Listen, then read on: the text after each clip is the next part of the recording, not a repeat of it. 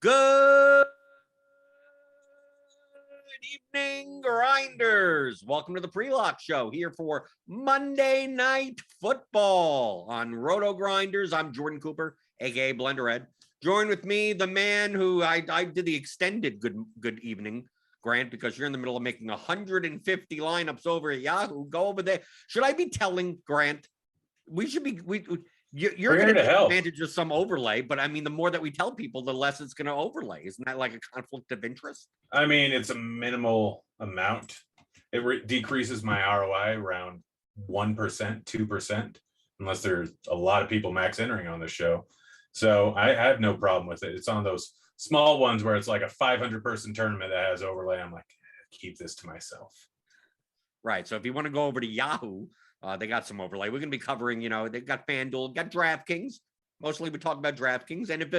And after this show, we got another show, Grind the Line, grind your giblets up against the line.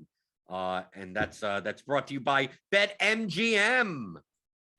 So go to BetMGM and use the promo code GRINDERSBET, all one word, GRINDERSBET. Make a $10 bet and you get $200 instantly in your account. That's GRINDERSBET on BetMGM. So Grant, what I would normally start out this show with is going over inactives. Is there, Tyrell Williams was not expected to play. Raymond and Swift for the Lions are both active. Is there anyone else? Equanimeous St. Brown is going to be like the sixth receiver for the Packers, and he's active. But is there anything that we need to concern ourselves as far as the inactives list? I mean, not really. Like Williams not playing. Like, yeah, we've known about that. Detroit wide receiving core is kind of trash. They're not expected to keep this game close, but I mean, I think for Showdown, it makes a whole lot of things interesting because you have so many different potential guys that are cheap that could end up with a touchdown here just because of lack of receiving options for Goff. Like it's definitely an interesting Showdown slate where I think most people are just gonna full out stack every Green Bay player. And I'm not sure if that's really the best possible way to do it. Right. We have the Packers. This is a 50 total, almost 49 total. The Packers are favored by 12 currently, playing at home. And we mentioned those cheap guys because the first thing I thought of this slate is whenever you're considering kickers and defenses, they have the lowest ceilings because it's hard for them to get there, right? In a low scoring game, they're pretty good, but in a higher scoring game, they may not be. But we have Packers at 5,000, Crosby, the kicker, at 4,000. We had Seibert at 3,600, and the Lions at 2,800. Like what I make my decision on the kickers and defenses are how many players below them have the ability to outscore them. So double digits, probably 10 plus points. And on this slate, I think there's a fair amount. I mean, just under the Packers defense, you have Alan Lazard, Khalif Raymond, and then under Mason Crosby, you have Quintus Cephas. Under Seibert, you have A.J. Dillon. Then under the Lions, you have Amon-Ra St. Brown for the Lions, Randall Cobb, maybe, Darren Fells in 2 tight end sets for the Lions, Trinity Benson in 3 wide receiver sets for the Lions, 2 tight end sets, Mercedes Lewis. You even have Amari Rodgers and like some of the, I mean, maybe not Rodgers, Brown, and Kennedy down there possibly. But there are just so many cheap guys that I think can outscore the defenses and kickers. And I think the defenses and kickers are actually going to be overowned for this slate, especially on the Packers side. Yeah, no, I mean, I think people are going to absolutely hammer the Packers defense. Current projections, we have them at what, 20%? Like, I think that might be a little bit low. I think everyone assumes that Detroit's going to be able to do absolutely nothing in this spot. I mean, we saw the first week, we saw what the Saints offense did against Packers. Again, you try not to overreact and you assume everyone's going to overreact. I don't think anyone's overreacting. I don't think anyone expects Rodgers to be bad. I don't think anyone expects this Packers team to be bad, this Packers defense to be bad. I don't think anyone really expects anything negative about the Packers, even though they got blown out the first week. But there's always the possibility. I mean, Aaron Rodgers 2 years ago wasn't fantastic. It's a different year. Detroit, everyone expects to be terrible, but Goff, even with bad wide receivers, like he's not great, but if he's not getting that much pressure, there's always a chance for garbage time stuff. There's always a chance that he actually shows up decently. So I think that there's like a lot of different ways that this game can end up going. And there's a lot of different combinations that you can do. And I think stacking up the Lions is not the worst idea in the world in showdown slates. Do you think that basically the core of many lineups is going to be Adams, Rodgers, Jones, and Swift? I mean, yeah, I think the core of almost everyone's lineup is probably going to be that. I mean, look at ownership. We have Adams at 45, Rodgers at 50, Jones at 43, Swift at 35. Like, I mean, Goff will probably be included in there a decent amount. But yeah, I mean, it's a 12.5 point favorite.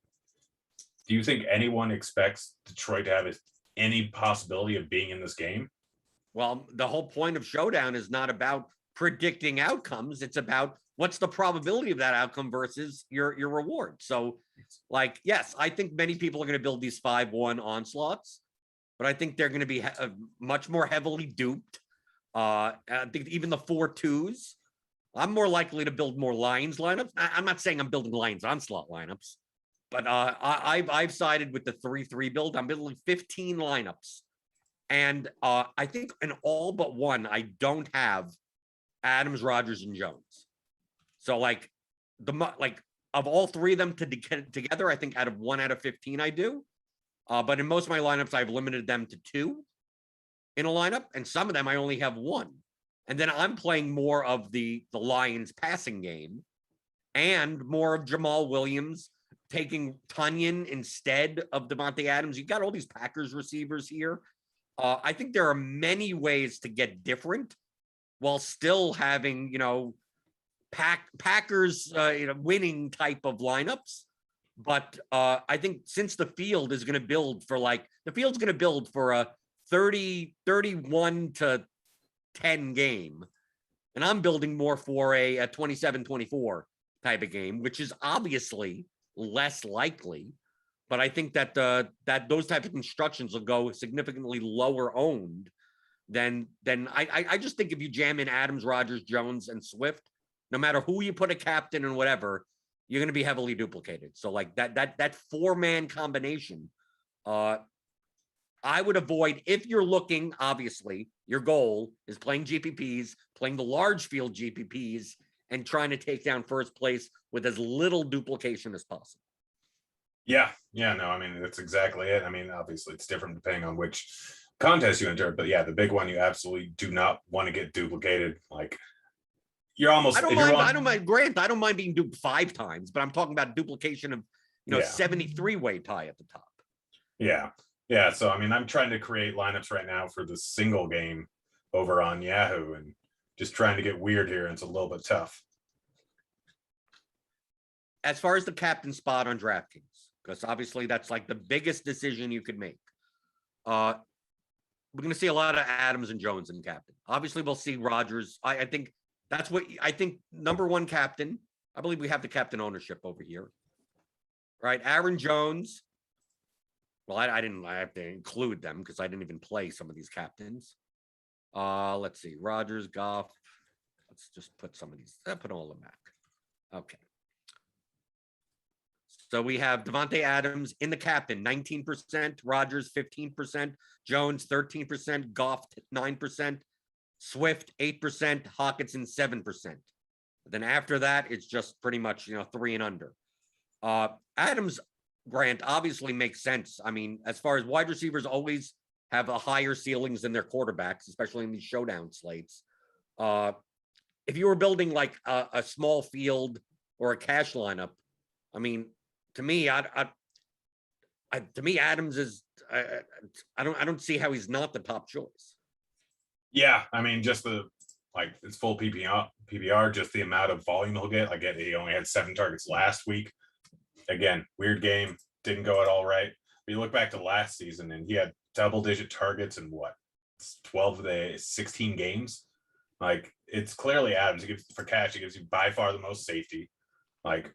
Biggest floor, probably the biggest ceiling. Like I know Aaron Jones can probably compete with it a little bit, but Adams in cash is the clear and obvious choice at the captain spot.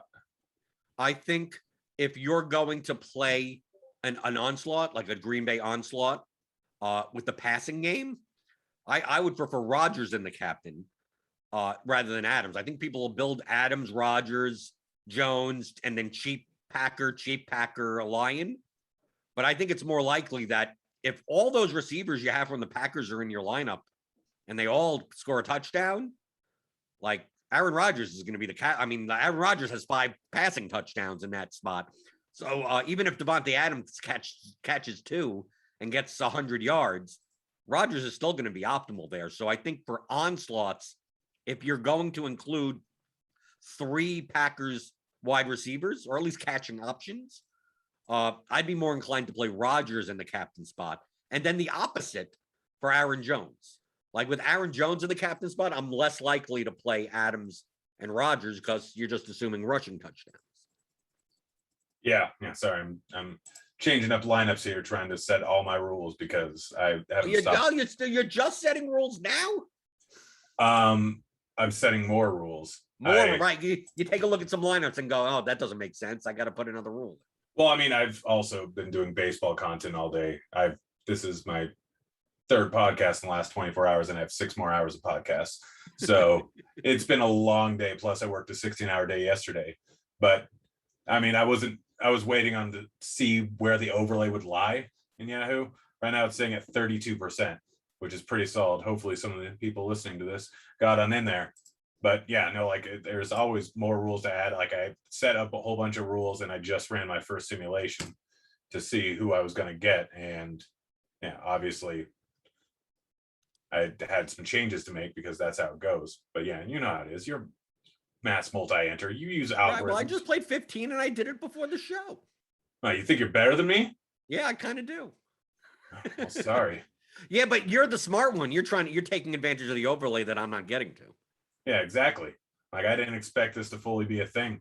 Man, do you think it's going to be an interesting build to go Goff, Williams, and Swift, and no real Lions wide receivers? Well, I mean, I don't know what the pricing is on Yahoo, but I mean, that'll be different on DraftKings.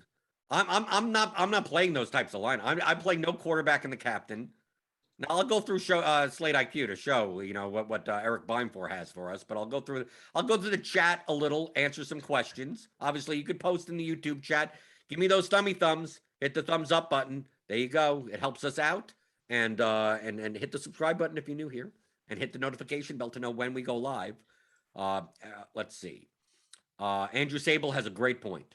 You have to correlate Equinemius St. Brown with Amon-Ra St. Brown tonight. Like they get a boost, right? They're on opposite teams, but they share the same name. And you play Aaron Rodgers with Amari Rodgers in that lineup. And then you play Jamal Williams with Tyrell Williams and take the 0, and you'll make it up in the correlation. Yeah. Yeah, no, it's not bad. It'll definitely be a different lineup than most people. It's not a bad idea. I mean, I'm a big fan of the twin stacks. Like, I play Markeith and Marcus Morris all the time together. I wish I could have played the Barbers together back in the day, but they played on opposite ends of the field unless you got that individual defensive player.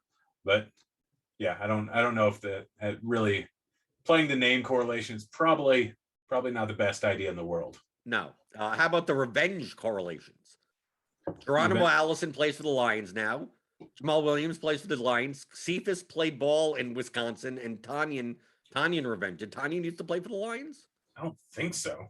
Well, so Eric Johnson says there's Tanyan revenge. Robert Tanyan. Did he get skipped over in the draft? Was he drafted? I have no idea. I'm just going by the chat. I'm not saying that they're right. Oh no, I'm looking into this now. I gotta see. Oh, you gotta look into that? I'm making fun of this stuff. I know, but now you hear something, you gotta know. You gotta know. Gotta know. Robert Tanyan somehow needs revenge on the Lions for no. He's from Illinois. He went to Indiana State. He was undrafted. He did play for the Lions. He was an off-season practice squad member. Okay, so there you go. There's a little bit. Yeah. Joe Adamo in the chat says, would it make sense to have Jones and Dillon together along with Swift and Williams together to be different? All 4 running backs? I mean, yes, you'll be different. I think AJ Dillon is, I have, let's see, let me take a look. I have 2 out of my 15 AJ Dillon captain lineups. Now, I'm sure that AJ Dillon and Jones could both get there at the same time. I'm sure that Swift and Williams could get there at the same time on the other end. But I think from a 90th percentile outcome, I'd rather only have 1. I mean, I'd rather AJ Dillon have 2 rushing touchdowns and Jones not have anything than have 1 and 1, especially if I'm going to use them in the captain spot. And the same thing to go with Swift and Williams. So yes, I'm if 2 end up in the winning GPP lineup, like I couldn't have gotten there. But you will be different. But playing all 4 of the running backs, I'm yes, now you'll be really different. But I'm not going there. There's just too much negative correlation. Yeah, I mean, yeah, there's a lot of negative correlation. Also, like it's going to be really tough based on the amount of volume that all of them get. I mean, unless we just see an extreme running game where like they won't play like that. I mean, Jamal Williams and Dillon would probably have to sneak in a touchdown there. It would have to be a low scoring game. It would have to be a lot of targets for both running backs on both sides. So yeah, that would be a little bit too much to have a real possibility of winning it. I mean, I guess there's any number of things that happen. Someone could break off a huge 90-yard run. Like, weird things can happen, but I very much doubt that's going to be the case. I think if you were to play 2 running backs from the same team together, I think I'm more likely to use them in the flex, not 1 in the captain and one in the flex. Because you want, obviously with the multiplier, you want the highest score. And if they're both going to score, it kind of doesn't make sense. Let me look at Slate IQ. Okay, let me go over what Slate IQ is. If you're not a Rotogrinders premium member, you would get this every showdown slate. So you got Mondays, you got Thursdays, you got Sundays, and Eric Bimefor puts it together. So if you want Rotogrinders premium, go sign up. Click on the link in the description. You get $10 off your first month. And basically in the Slate IQ, Eric goes through. We have the entire results DB database for DraftKings. All the slates ever, showdown slates that ever existed. And he finds the 25 most similar slates to this. So with the total, with the spread, with the pricing, with how the teams play, all those types of things, then finds them, okay, and then simulates 1,000 times, 5,000 times, 10,000 times with our ownership projections and our projections over and over and over again to see what types of lineups show up in the top 0.1% of the large field GPPs. What do they look like? And if we go by the roster construction, we see here that positive leverage, right, from the winning. So these gray bars means how owned the construction is projected for this slate. And then the blue is how often those constructions appear on the top 0.1%. So we see here that Lions are losing team onslaughts, right? So this doesn't necessarily mean Packers and Lions. It just means who wins and who loses. So playing 1 from the favored team and 5 from the losing team, like, doesn't even show up at all. Yet it'll be owned at 11%, right? So kind of we could just like wipe that off the table. But the highest leverage we see is 3-3. The next highest is 4-2. And then we have the 2-4s and the 5-1s. You know, they still show up 11% for 5-1, 16% for 2-4, but they show up less than what the field will roster them at. And this is the reason. I mean, I use this. Like I eat my own dog food, right? I trust in the Slate IQ in the long term. And so I'm building all 3-3 lineups. I could have built some 4-2 lineups, but I think the 4-2s are even going to be a little too chalky. So I'm like, if I get a third line in there, you know, I think I could be much more different. And then we also look down at the captain usage. Okay, so who appeared in the captain? And this goes by salary. Okay, so the highest that shows up in the captain is RB1. So that would be Aaron Jones and DeAndre Swift. And that's 24% of the time, but it'll be owned at like 25%. So it's efficient. It's round efficient. The ones that have the highest leverage are RB2. So that would be Jamal Williams or AJ Dillon. 7% rostered, 23% show up in the top 0.1%. Tight end 1, 3% rostered, 22% in the top 0.1%. So that's Hawkinson and Tanyan. Then we have wide receiver 3. Okay, wide receiver 3, 2% rostered, 14% in the captain. So that's where we're talking about Alan Lazard, and we're talking about Amon St. Brown, because you go by price. This is all based on price. And then negative leverage, like kicker barely ever shows up. Wide receiver 2, a little, but still the field rosters them a little bit more. The quarterbacks are noticeably negative leverage, 17% rostered, only 3% in the top 0.1. And DSTs are just like not even existent. Yet 14% of the field is probably going to roster at DST. A lot, probably the Packers DST. So based on our simulations here at Rotogrinders, this is where you can get an edge on the field, right? It doesn't mean it's going to happen. It just means that it's more likely to happen than what the field will be rostering them at. And yeah, and so you get positive leverage. So if you chose to go by these simulations every slate for Showdown, like in the long run, you're more likely to profit than not. So that's why I wanted to show. Let me show you some of the ownership here. I wanted to show you what the reasoning behind my decisions, at least. So like I'm looking at my little cheat sheet here. So I have like my captains are all fit this, right? So I have Jones, I have Swift, I got Dillon, I got Jamal Williams, I got Hawkinson, I got Tanyan, and I got Lazard, and I got Amon St. Brown, right? So, I mean, I'm only playing 15 lineups. So I only have 1 Jamal Williams captain lineup, but I have 3 Aaron Jones captain lineups. So it's distributed well. So that's based on this. So basically, if the, quarterback captain, well, then I ain't winning. Right? Maybe I'll make money, but I'm not going to win first place. So I just wanted to show the Slate IQ for today. Sign up for Rotogrinders Premium. You'll get it all Showdown Slate, and as well as all the other content here by clicking on the link in the description and getting $10 off your first month. Let's go through the YouTube chat. Oh, FanDuel. I know we kind of treat FanDuel as a little, redheaded stepchild. But I'm not a big fan of the format, only 5 slots and no multiplier.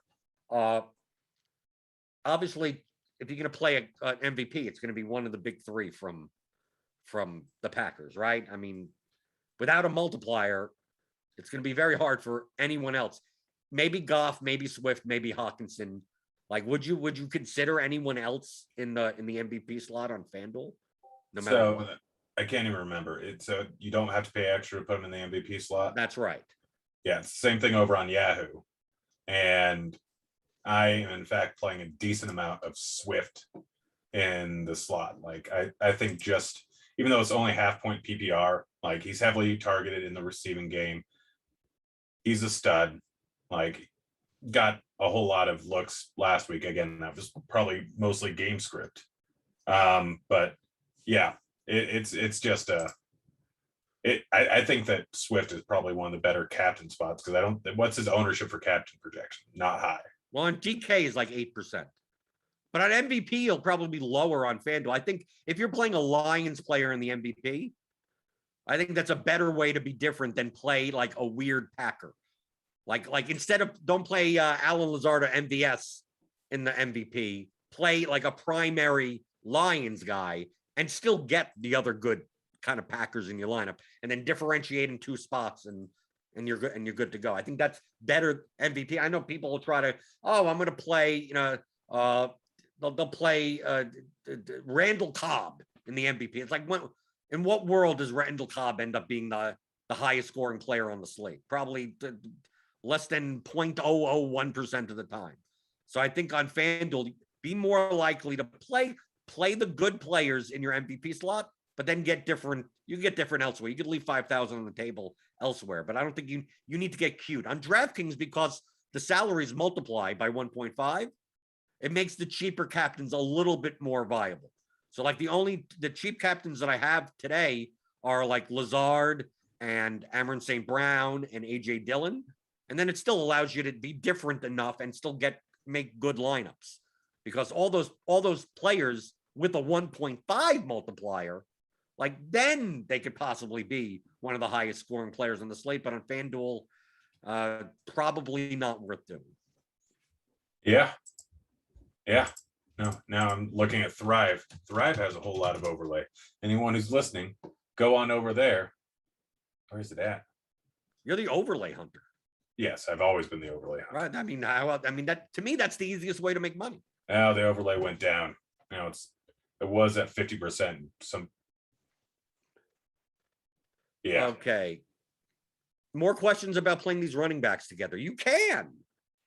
There's no reason why you can't play the 2 running backs from the same team together. You'll be slightly different, but I think you're not going to be majorly different. I think some people are going to play 2 running backs in the same lineup. My concern is that negative correlation. Don't play either of them in the captain if you're going to do them. Yeah, no. I mean, you don't want them in the captain slot if you're going to play both of them. You're probably projecting that maybe Jones gets a touchdown early, Dillon sneaks in a touchdown, and they run a little bit more with Dillon later on in the game because they have a head. So look at the game script. If you're going to play 2 running backs, I think that over on Detroit, you're probably playing both running backs, assuming that Goff's going to do a whole lot of dump offs. So you probably want Jones and Adams in your lineup. If you throw both of them in there and then throw Swift and Jamal Williams in there, you're most likely assuming that they're going to be down late. They're going to be throwing the ball a lot. Goff is currently, we only have a 1-game sample size in this offense, but none of these wide receivers are even close to elite. So he's probably going to have a lot of dump offs with 2 guys that are good at catching the ball. There's a reason why Swift had 11 targets last week. Jamal Williams really heavily involved. I wouldn't be surprised if they run a little bit of 2 running back sets now that they don't have Williams in the offense.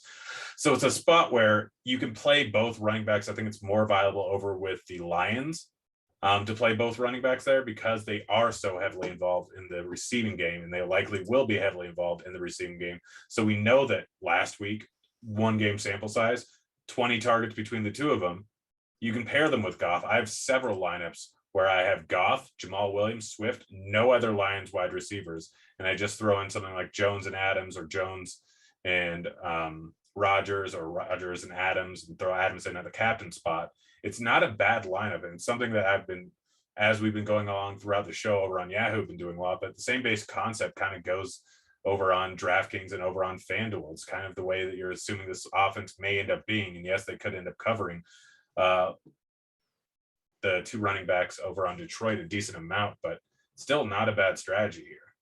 I would have to disagree with you. I think it's better on the Packers side, but simply because of salary. Like if you combine Swift and Williams' salary, you're getting 15,600.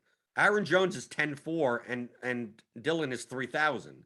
So actually you're saving almost 3,000 in salary with playing those two running backs together. Obviously, AJ Dillon is unlikely to catch any passes out of the backfield, but for 3,000, if he just rushes a touchdown in, I mean, like if AJ Dillon could get 8 points at 3K and be much more viable for the winning GPP lineup with Aaron Jones putting up 28, then it's likely like both Williams and Swift have to be like, I'd almost rather one just severely outperform the other than jam them both together. I think if you were just going by floor, yes, I think Swift and Williams have the higher floors combined. But I think for ceiling, I'd much rather save the salary. And with the Packers favored by 12, who says they don't have 4 rushing touchdowns, 3 by Aaron Jones and 1 by AJ Dillon? And even though the Lions are going to throw to Swift and Williams on the way back, 12 without a touchdown, 14 points each at their prices at 8,400 and 7,200 may not get them there.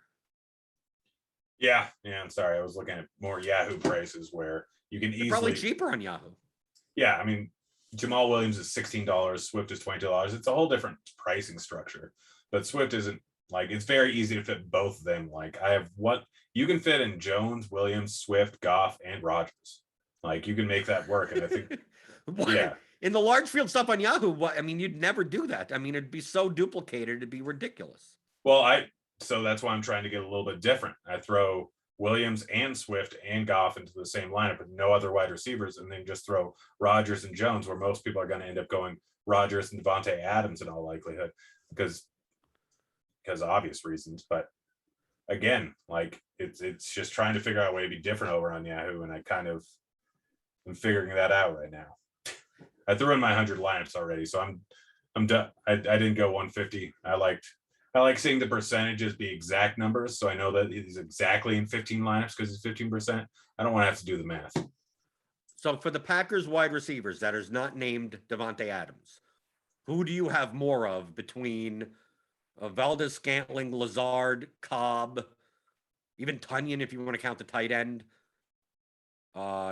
Mercedes Lewis, old Amari Rodgers. If you had to pick one of those secondary receivers for the Packers at their ownership on DraftKings, which would you have more of? Let me look up the ownership really quickly. I currently over on Yahoo have more Lazard than anyone else by a very, very small margin. But yeah, if I honestly at the price tags, it's probably Lazard. I guess Cobb sitting there at 2K makes a whole lot of things work. Obviously didn't do too much in the first week, but got 39-yard catch. He can go deep. Showdown slate, you're really looking with a lot of these guys, not so much from volume. You're looking for a big play where they get 15 points, make a 70-yard touchdown.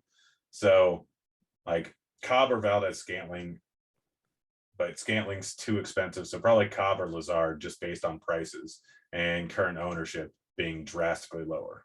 Right. I take a look at this. Marcus Valdez Scantling projects right now in our projections 9.5, and he'll be 23.8% projected owned. Lionel Lazard is almost 2 points lower in projection, but about half the ownership at 4,800. And then you have Cobb, who's going to get about the same amount of ownership as Lazard with a way worse projection at 3.25. So to me, if I had to compare projection to ownership, Lazard would be the one to play, would be the most beneficial to play. But now how about on the Lions side? Look at all these, outside of Hawkinson, Swift, this is, look at these receivers. You got Raymond, you got Cephas, you got St. Brown, you got Trinity Benson. You got, I mean, Tom Kennedy. I mean, these at some point this Trinity Benson and Tom Kennedy before today. Like, I'm like, no, those are created. Those are the computer generated players. Based on the ownership here on DraftKings, who, if you had to pick one, who's you're more like, because they're all cheap. I mean, we're all talking about 4,400 or below. This is the reason why I don't want to play the kickers or the defenses. Is like the chances are one of these Lions wide receivers scores 10 points. Yeah, no, I'd probably end up going with Cephas. They're all, he's the lowest owned of the bunch in current projection ownership. Yes, I don't think he had a huge ADOT, and he only got lucky because he got a touchdown, but he got 7 targets last week. It's a different, like, we've seen this with so many different teams before. Like, what was it last year? Last year was more applicable because a whole lot of COVID issues where wide receiving cores were just decimated. But we saw random times with the Eagles over the last 2 years. We saw the 49ers. I can't remember who came in, but they ended up having like 15 different targets. Yes, they can pass to Hawkinson. Yes, they can pass to the running backs. And yes, Goff can get a little bit gun shy and might end up doing that. But one of these guys is going to end up getting there. Like, you're right. That's why you don't really play I'm not playing. Well, they don't even have.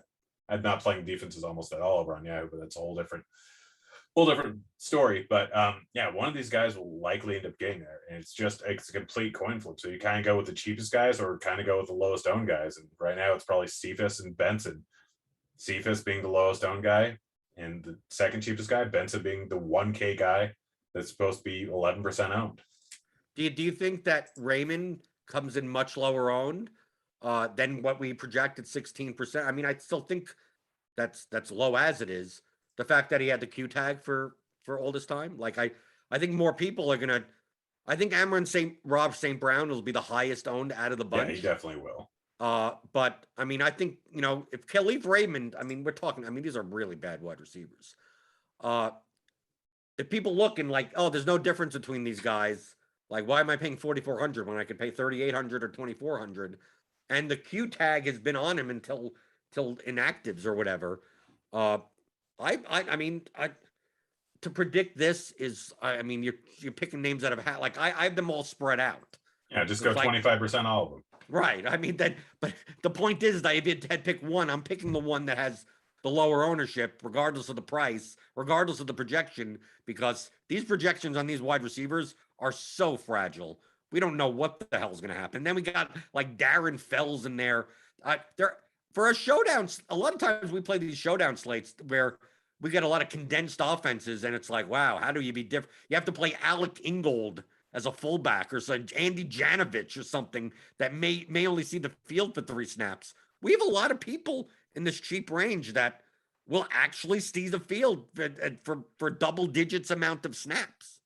Cobb, all 4 Detroit wide receivers, or 5 really. Like, Lazard's not that expensive. You're right. You have so many cheap guys that you can go with, where I don't think that there's a bad option between any of them, just based off of the fact that no one wants to play them. Yeah, but just my luck, it'll be 2 Packers pick sixes and Mason Crosby with 5 field goals. Yeah, I mean, I honestly, I'm trying to. What do you think? Should I bet on the Lions to win? I don't know. Bet on whatever you want. Oh yeah, play whoever I want, bet on whatever I want. As long as the line has value. I mean, I don't know. I mean, it's plus 460. I honestly don't think that's terrible. But should it be plus 460 or should it be plus 520? No, it's probably plus 450.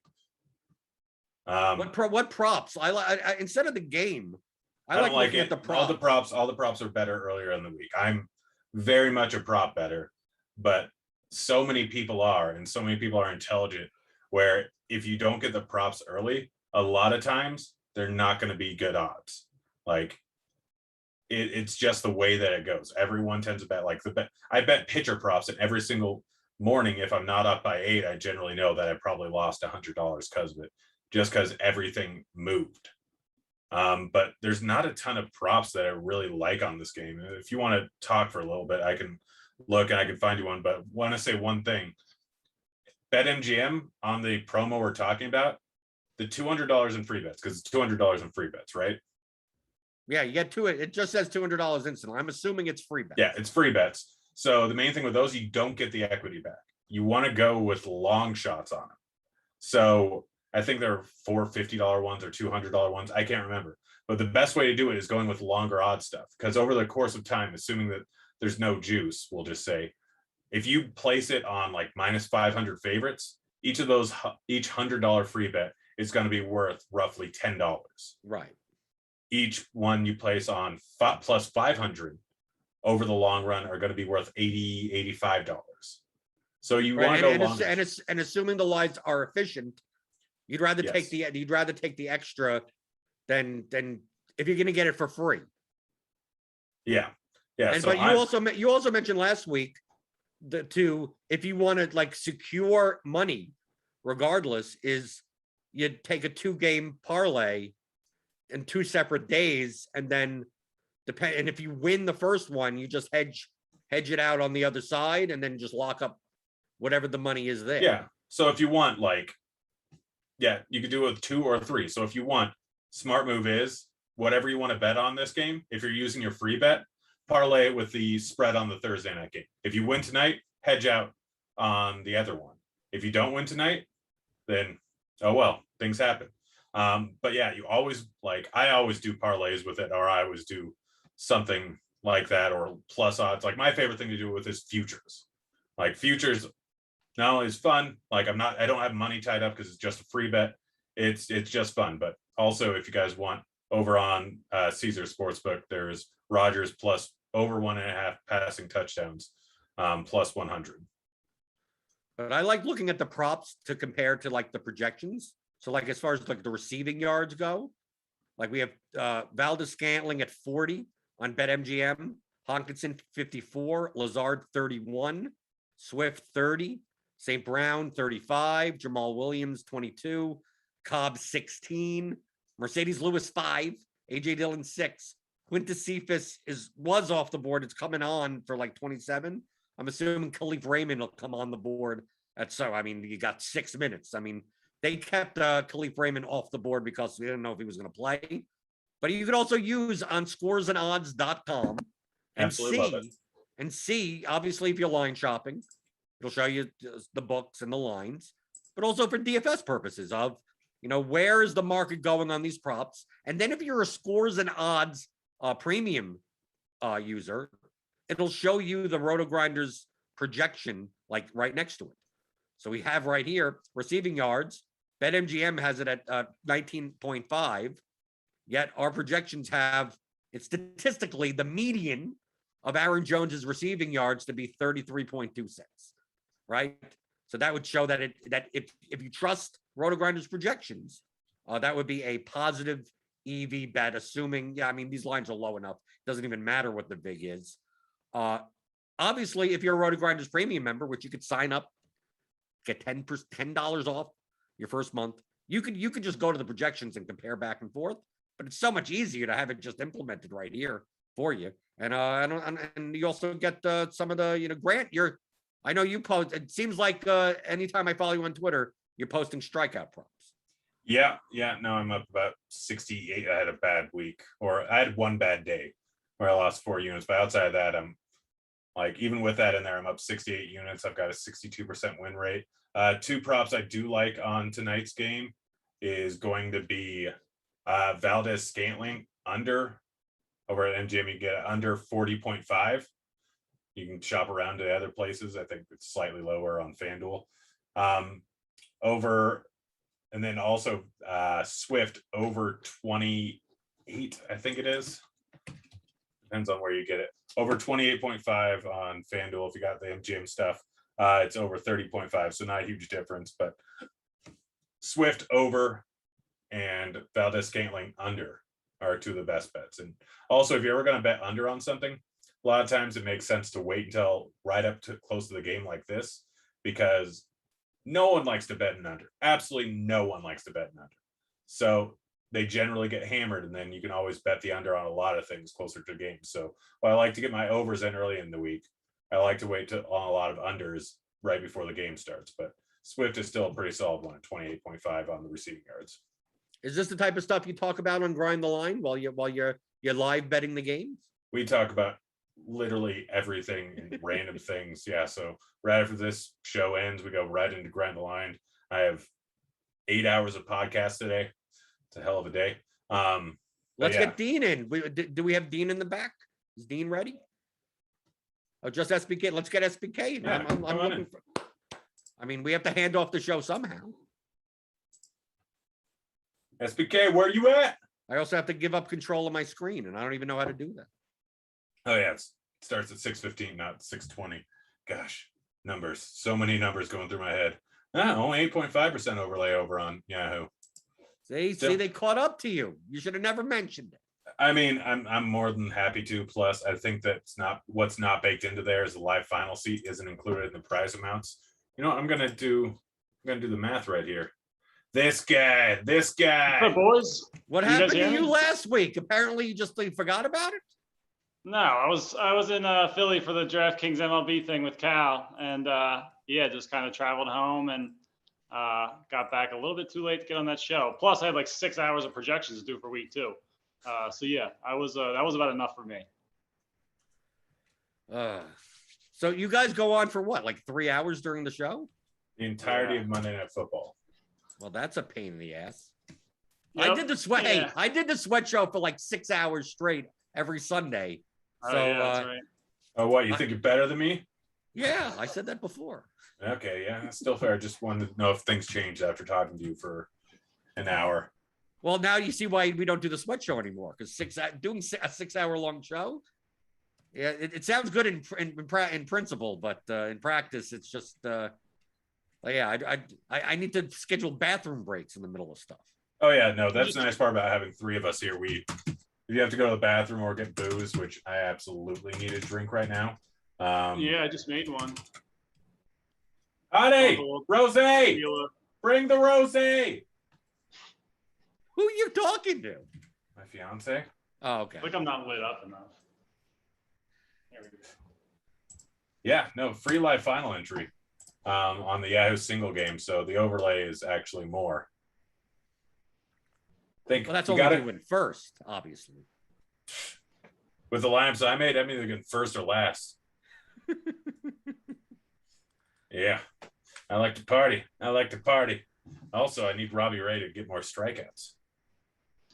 By the way, softest line I've seen, Baz over 3.5, had in the second inning. I rode with you on over 5.5. I have a little equal rooting interest in the show. Nice. Yeah, no, someone talked me into that during the show. Oh, look, we got Dean here. Crap. What up, Dino? What's up, y'all? Are we live? We doing it live? Are we on? F it, we're doing it live. All right. I'm getting the hell out of here. My time has been fulfilled. What is going on? Wait, what? I'm looking at the chat. Devin, get those.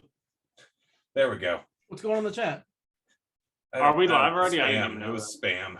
Jordan, did I say something to chase you away? I mean, I figured we had at least no, it has nothing personal. We don't have like 3 minutes of crossover time. Like, how are things? No, well, you came late. We had crossover time with SBK, who's apparently sitting in the dark somewhere. It's a good thing if you come late. Well, my apologies for being late. I read on Twitter somebody was giving out tips as far as getting on podcasts, and I was negotiating my fee to my peers. Oh, $50 to $100 or so to get you on. That's what I was told. I mean, yeah, according to it's dependent upon how much how many followers you have and things like that. I heard I couldn't get into a pool if I had less than 5,000. There's a lot of things on Twitter that I'm gonna go now, and I'm gonna watch Monday Night Football. And if you don't believe that I'm watching Monday Night Football, I'm gonna make sure to rustle up 20 to 25 witnesses to. Oh boy! Look at the references. You're sure you're not gonna go play some darts? No, putt-putt. I'm a semi-pro putt-putt player. That's hey, put that as your Tinder profile. That'll definitely get the ladies coming for sure. Hey, Jordan, it was good talking. I'll talk to you again next Monday for 12 seconds. Yep, sounds good. All right. Oh, yeah. SBK, was that the issue with you last week? You negotiating your podcast fee as well? Is that why you weren't, or was this a schedule issue, right? Yeah, just got, the negotiations got caught up a little bit, but, got through it this past week. And yeah, I'm back. Happy to be here. Are you guys also, are we synced up right now? I'm watching the first play as we speak. Oh, I see the Lions in a huddle. So I don't know if it's the first play or not the first play. I just turned the game on. I'm streaming. Yeah, I'm watching from my living room, so I think I may be a little bit ahead. Where's my remote? I'm finding my remote. I would yell at you, Grant, but like you're just coming off a show and you're seamlessly jumping into the show, so it's understandable the remote is not in hand. You weren't fully prepped. I'm at 14 seconds, no, 14 minutes and 22 seconds. So yeah. We're right there then. Yeah. Cool. All right. We got a reception to number 11, which I don't know who number 11 is because I don't know any of these Lions receivers. Is that Raymond? I got some Raymond. There we go. Are you guys excited for the Lions to win? Oh no. Yeah. So what did you guys make your bets this week or make any stands? We're going to kind of bet them as we go along, or what do you have? I mean, I already got 150 on the Lions to win. American dollars, or is that like Turkish lira? Oh no, that's American dollars.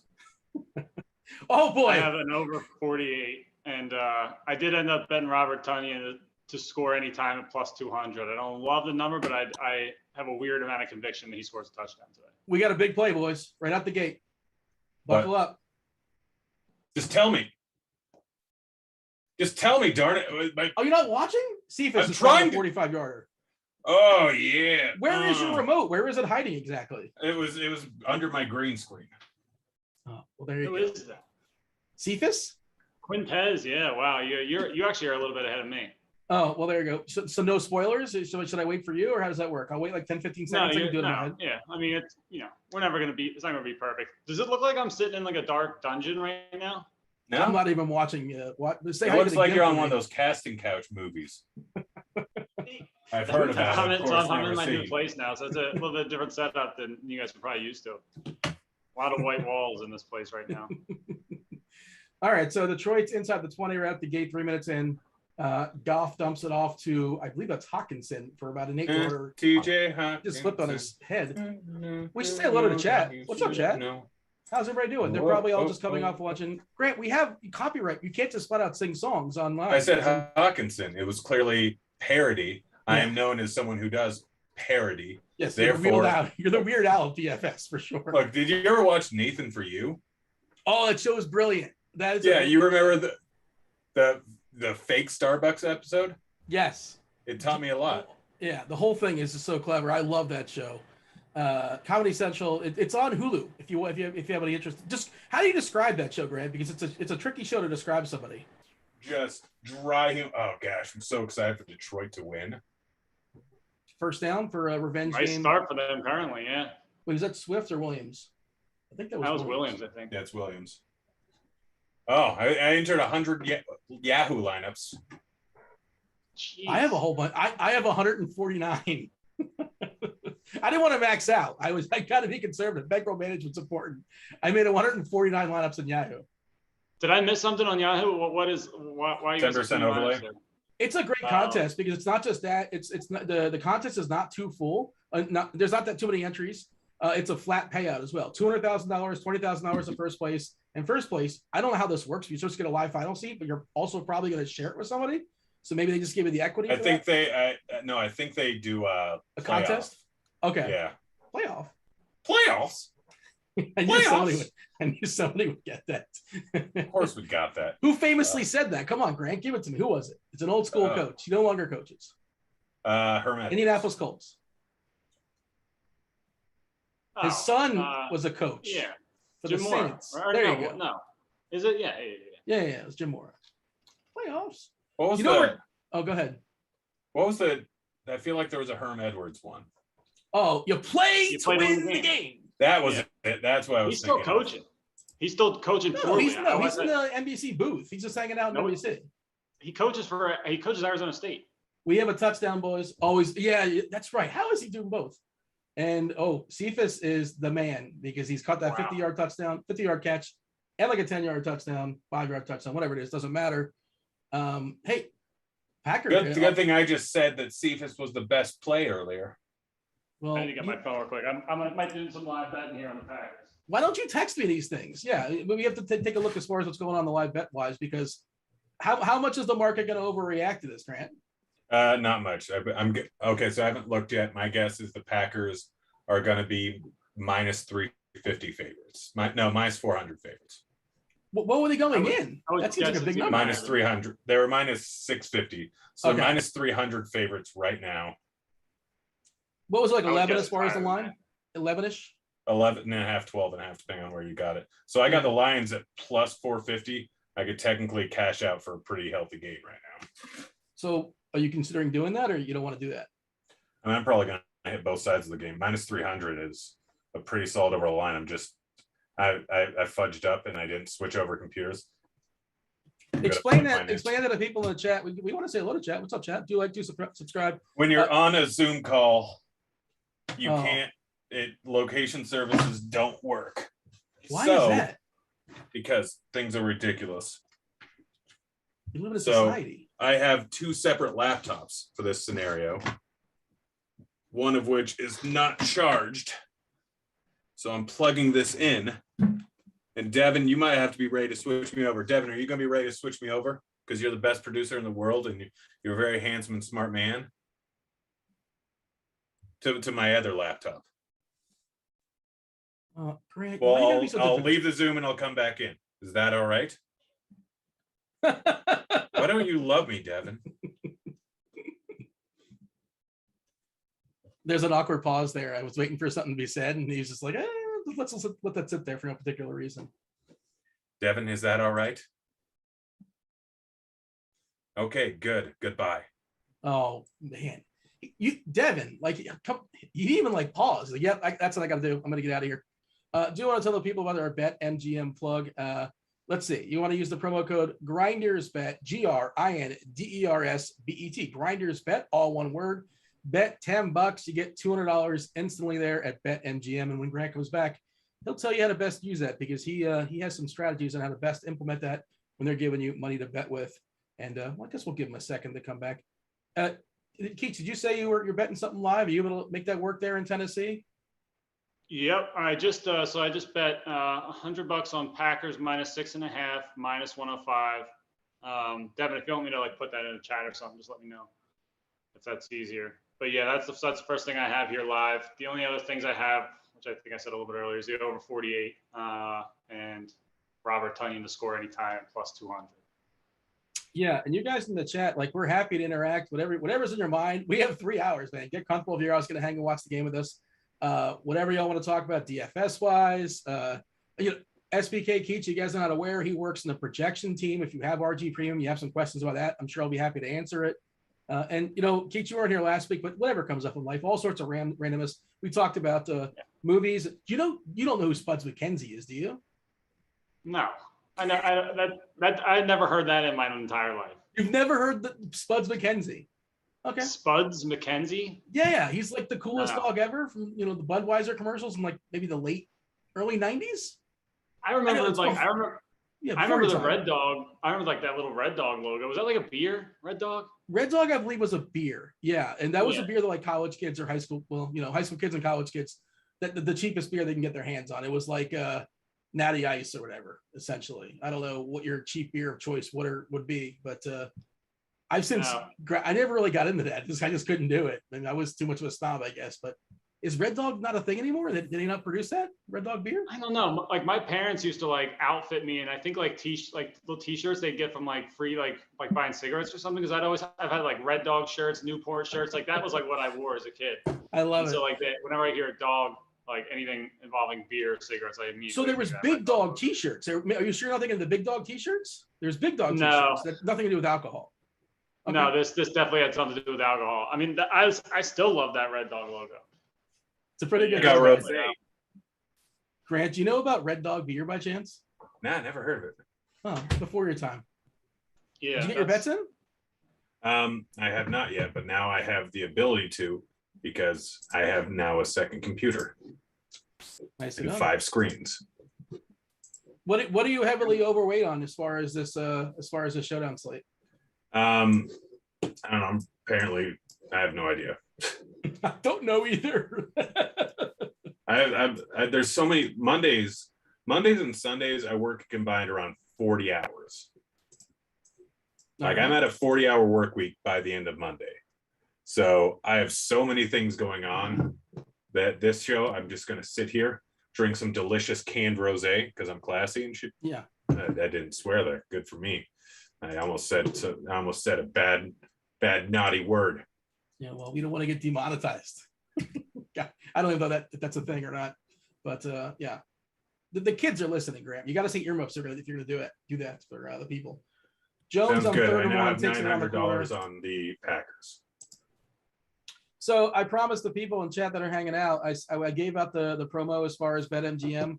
Use GRINDERSBET, bet $10, get $200 instantly on BetMGM. And Grant, I know you talk about something you do often. You help a lot of people out as far as getting started. How would you implement? How would you use those $200 that the site gives you? How are they best wagered? So I believe that I originally said that I would put it on the Lions to win. Okay. And now I wouldn't. But how you want to use it is probably with a parlay. And I say parlay is not good parlays. Don't use those parlays, as they say. But you want to go higher odds. And if you want the ability to swap out, then you can do that hedge out. You can do that and do it really, really easily by just hedging out on the second end of parlay. So the best thing to do would be like Monday, Thursday night football. So you bet the spread on this. Let's say the Packers minus 11.5. Throw $100 bet on that. Then effectively, if it wins, you're up $90. So you can throw $100 on one side, and if your parlay wins, then you technically win $200, or I think it would pay plus $285. So the $100 free bet would return you $285. And if you put $100 on the other side, you're up 180, or you're up exactly 100, regardless. So if by hedging out with that second one, you have the potential, if your second leg hits, to be up $80 extra. Does that make sense? Ichi, anything you want to add there? I'm trying to log these bets here, so I really wasn't paying attention to the majority of that. Fair enough. We got a pass to Adams for 18 yards. I was told, Grant, maybe you can confirm, is Aaron Rodgers dust? Is he just like thinking about Hollywood and his career after football? They lost their first game of the season. Do you think that's going to be the truth going forward? They're down 7-0 to the Lions, who are dreadful, I'm told. Or is Rodgers still like perfectly fine and there's something to panic about? I think that he's probably fine. I think he's not going to be as good as he was last year. Like, age does that to people. And also, Not Brady. I mean, Brady's not as good as he used to be. He just has quite possibly the most talented Weapons. supporting cast in the history of the NFL by a decent margin. Huh? Really? Name one that's close. The Like right now? 1993 Houston Oilers. No. Ernest Givens, Haywood Jeffries, Lorenzo, Alonzo Highsmith, White in the backfield as well. Ray Childress. No. Should I keep going? I can't I tell if don't you're think making he a had joke. Curtis Joe. Duncan, Drew Hill. Those are all guys that played for the Oilers, by the way. That's not the correct answer, but I just feel like running off old school Oilers. Yeah, if you want, I can name the 2004 Seahawks team. Okay, go. I do want that. Sean Alexander, Steve Hutchinson, Walter Jones. Hold Matt on, just pause for 1 Hasselbeck. second. I was at fun, maybe. I was at Steve Hutchinson's 5th grade birthday party. Boom! Why? Because we went to the same elementary school. Like, I wasn't just a random thing. We were in the same elementary school, and like we were classmates, and I know maybe you saw a comment with Steve Hutchinson years in the making. You're like, I'm going to this kid's birthday party. Scouting. I was scouting talent in 5th grade. Yeah. Like this guy, I just circled his name, put a red star You behind knew it. he was special, yeah. Hall of Famer. Yeah, go ahead, Grant. Ingram Max, Robinson. What happened? Who's that? Tunyon? It's a big tight end for like 20 yards. I believe Jeremy Stevens was on that team. He is not a good person. Allegedly. No. What's his name? But I literally just said it. Tunyon? No, Seattle tight end. Jeremy Stevens. Oh, you're thinking of Shockey? Was he on Seattle? No, Jeremy He's on a lot of Shockey. teams. He dated Hope Solo. Oh, okay. Washington guy, highly drafted, DUI. Oh, it's my Kellen. I'm talking about, no, not Kellen. Packers inside the 10, by the way, for what it's worth. So they're answering right back. That was I think it was Jones. Yeah, Jeremy Stevens. Oh, He's like the okay. 8th overall pick. He spells his name with 2 R's. How come I never noticed it? I don't know. Yeah, so I'm doing my normal thing, and right now I have $1,050 on the game. I don't know if we're being trolled or not in chat, but somebody says, sorry, I am in Uzbekistan. Connection is kind of dicey. Shout out to Uzbekistan. There you go. Oh, yeah. Shout out to Uzbekistan. Lots of Packer, big contingency as far as they're like an American team. They're also international. So people love. All right. Robert Tonyan touchdown here. Let's get this total. This is the up. spot. I think I might look for. I'm kind of watching. I want to see how these like the Lions running backs are used. I still am like kind of trying to keep an eye on a Jamal Williams over receiving props, although that was with the idea that the Packers were going to kind of control this game early. So I'm still kind of trying to keep an eye on props. I don't know if I'm going to get into anything too soon, but yeah, depending on game flow for sure. I have a couple different ideas of ways I might go. But yeah, I think I have like 250 on this right now. I don't know if we're even trying to do some limit or whatever, but. No, we're just having fun here. I mean, I'm clearly the superior better because I'm the greatest in the world. Obvious. You are pretty good. By the way, I'm in a state where I can't wager. To be fair, I can't even compete with you if I wanted to. I've played 6 figures, so I've gambled 6 figures so far this month, and I've lost money on all bets combined, outside of the fact that I've won $6,000 on odds boost. They're nice, man. Yeah, they're real nice. I feel like I mean, yeah, especially if you're in a legal state like Tennessee. Now we have Barstool Sportsbook just kind of open. I think it was a week ago they opened up. I still haven't made my account yet there.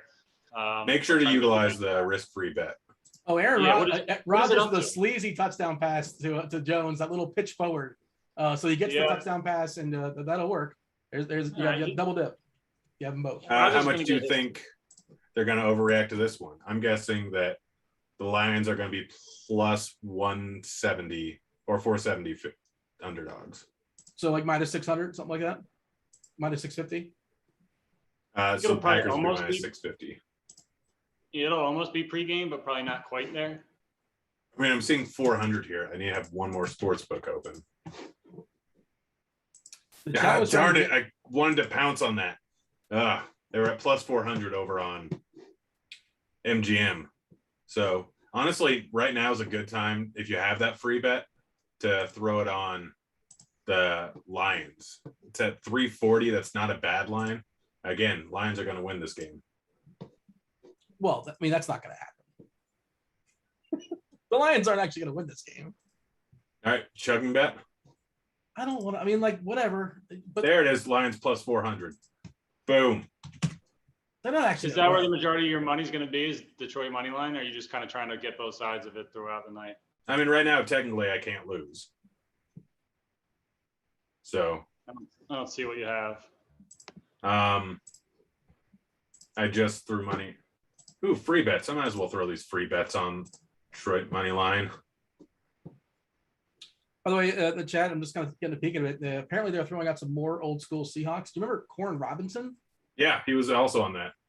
Corn Robinson had some struggle with. Yeah, he struggled with drops. Super talented. I'm trying to think of someone to compare him to. Braylon Edwards, I guess, would be one. Yeah, super. I was told Jamar Chase can't catch footballs. Is that a lie? I love Braylon Edwards. Wasted talent. Charles Rogers is another college receiver that you guys remember him from Michigan State. Yeah. He was the second pick in the draft by the Lions. But I loved that guy when he was in college. I think he died last year, I think. Oh, I didn't see that. Yeah. They had a Mike Williams that didn't work out for them, the Lions. They did. Well, you know where Mike Williams played next was the Seahawks. Oh, yeah, I don't know. So I now have 1,400 in play. Or 1,200 in play, and I can't lose. Yeah, you're in a nice spot. You're in a nice spot right now. Although I assume you're going to continue firing. Oh yeah, no, I'm going to keep firing all night. We got Dan Jennings in chat who has Cephas as a captain over there. There you go. Is that Dan Jennings, the trivia guy? Is that his name? Ken Jennings? No, that's Ken Jennings. Ken Ken Jennings. Jennings. So, well, maybe it's Yeah. they're related in some way. Jennings is pretty common there, Dean. You never know. Yeah. Oh man. How are your teams looking at this point? Mine, I don't know. I don't have a ton of defense, so like it's hard to say. It's hard to, yeah. I need some points to be scored. If those defensive like 3 points, you start off at 10, so it's kind of a cheat code. I don't know. Any I'll figure it Cephas? out. You have much Cephas? You know, I guess I should probably check that. I suppose. Last night I had the nut line up on Yahoo with like me and like one of my closest friends into the very last Pringle catch, like with like 3 minutes to go, and I had Robinson over Pringle, and come on, what are you doing? But yeah, I got second for like $300, which that's just at the stake knives. That's how that works sometimes. But I'm turning into a showdown guy. I love it. You don't seem like a guy that owns a nice set of steak knives. No. Well, what am I, Dexter? You don't seem like a guy that's ever cooked. Well, I mean, it's in my repertoire. I have the ability to do so. I can make I don't doubt that. The basics. I got the basics I can do. What's your go-to meal for cooking? What's my go-to meal? I mean, I can make chicken. Pretty standard. Pretty easy, I suppose. How do you cook it? Pan? Pasta? Real? Yeah. I mean, I have that. What was that? I couldn't. The man grate. No, I was George Foreman grill. No, man grate. It's called man grate. It's totally different. I was watching that Norm Macdonald show. Norm Macdonald was talking about the man grate. He did such a great sell. I had to check it. Are you guys aware? Like Norm Macdonald, the way he would do his commercials for his plugs, he wouldn't like intentionally make fun of the product usually. But yeah, I did it a Forminator as well too. Like everybody has to have a Forminator at some point in their life, I think. Oh yeah, I've got a Foreman. Well, I had a Foreman. Now I have a real man's smoker. Now you're an adult. Yeah. Yeah, I smoked some meat up today. It's really nice. I figured out. Is that Swift up the middle for 15? Looks like it. Yeah. Oh man, look at this Lions line slowly moving, Dean. Yeah, because look, I think Detroit's the Packers going to how much win. they're going to cover, but they're not going to win the game. Detroit wins the game. Yes, I can, my friend. Hey, you want another fun fact? I'm Good. full of fun nonsense facts. This is like the urban legend if you're to trust this actual person. So, Grant, we're talking about the Foreminator, right? So supposedly that was supposed to go to a different celebrity. Of course, George Foreman picked, he had this amazing deal where he's made hundreds of millions of dollars off him. Good for him. He had the same agent as another athlete, and this other athlete did not answer the phone to take the call for whatever reason, and they kind of blew it off. They didn't answer, and then he get it back to him. They said, "All right, screw it. Let's call George. George will do it." Do you know who originally was supposed to be the spokesman for the Keanu Reeves? No, I said athlete. He's a surfer, I guess. I don't. Trent Dilfer. No, actually, he was a wrestler, so that makes it a lot easier. Oh, Macho Man. I was going to Randy guess Mike Savage. Tyson. Though. That's a good guess too. Yeah. The urban legend is that the Hulk Hogan was supposed to get it. That he was supposed to, yeah, brother. Yeah, exactly. It was supposed to, and he ended up getting a different product that was like some kind of pasta thing that like was petered out for like a month or so or something like that. And that's sometimes in life, man. That one decision, that one phone call. What is that? What's that Ashton Kutcher movie, The Butterfly Effect? There you go. Oh yeah. Yeah. Hulk Hogan would have moved some grills too. That's kind of. Oh, he would have moved so many grills. Well, I mean, they sold themselves. George Foreman grill was pretty Yeah. great. A Hulk Hogan grill, I would have bought the more expensive one. I had the little Sounds so much $20 better. one that was it was perfect for my dorm room. I never lived in a dorm. I lived off campus. What was dorm life like back there for you, Grant? I mean, a lot of people saw me naked. Yeah, Yeah, for a better or lot. for worse. Man, this Detroit Lions line is still a plus 310. Guys, hit that. I think that's too. Yeah. Well, all right, fair enough. It's okay. If they score here, you can 340 hedge over on out. Barstool, hitting it. Who do you find has like the softest lines?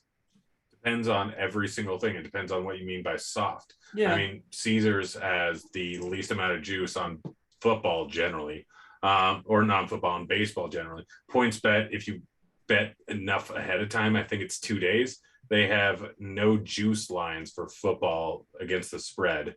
If we're talking about live betting, FanDuel for the underdog generally has the softest lines, while as BetMGM and Caesars for the favorite generally has the softest lines. It's different for Also, every single sport, for every single. They all have different projection systems, different algorithms, and yeah, it's just an interesting little thing. I think Tidbit MGM for has you. the softest, like they have the least juice on in-game bets. Like for our purposes, I feel like that's generally where I do the most live betting at. If I'm betting spreads, not like I think Grant was right about the money line aspect of it. So the softest props I've seen is generally Caesars and DK. MGM's close. The toughest ones is generally points bet. If you're sharp, it's the toughest ones. If you're a big dum-dum and generally just like to bet overs, points bet's the way to go. But Overs are fun. They are fun. Overs I are have You don't like overs. fun. You bet unders. I mean, I bet several overs today. I had Baz over 2.5. Gosh, easy. That was the Easy number, strikeout. 2.5. Sorry, 3.5. That's still too easy. Yeah. Yeah, it was an no, it was absolute still stud. so easy. 36% K rate in the minor or something I like have that. and he was Peters fully stretched over out. 3.5. He just got it, I think. Who? Peters, Pirates pitcher. Oh, Pirate pitcher. I didn't pay attention to that game. Okay, yeah. He's got No, three he's strikeouts for one. strikeouts. He's one away.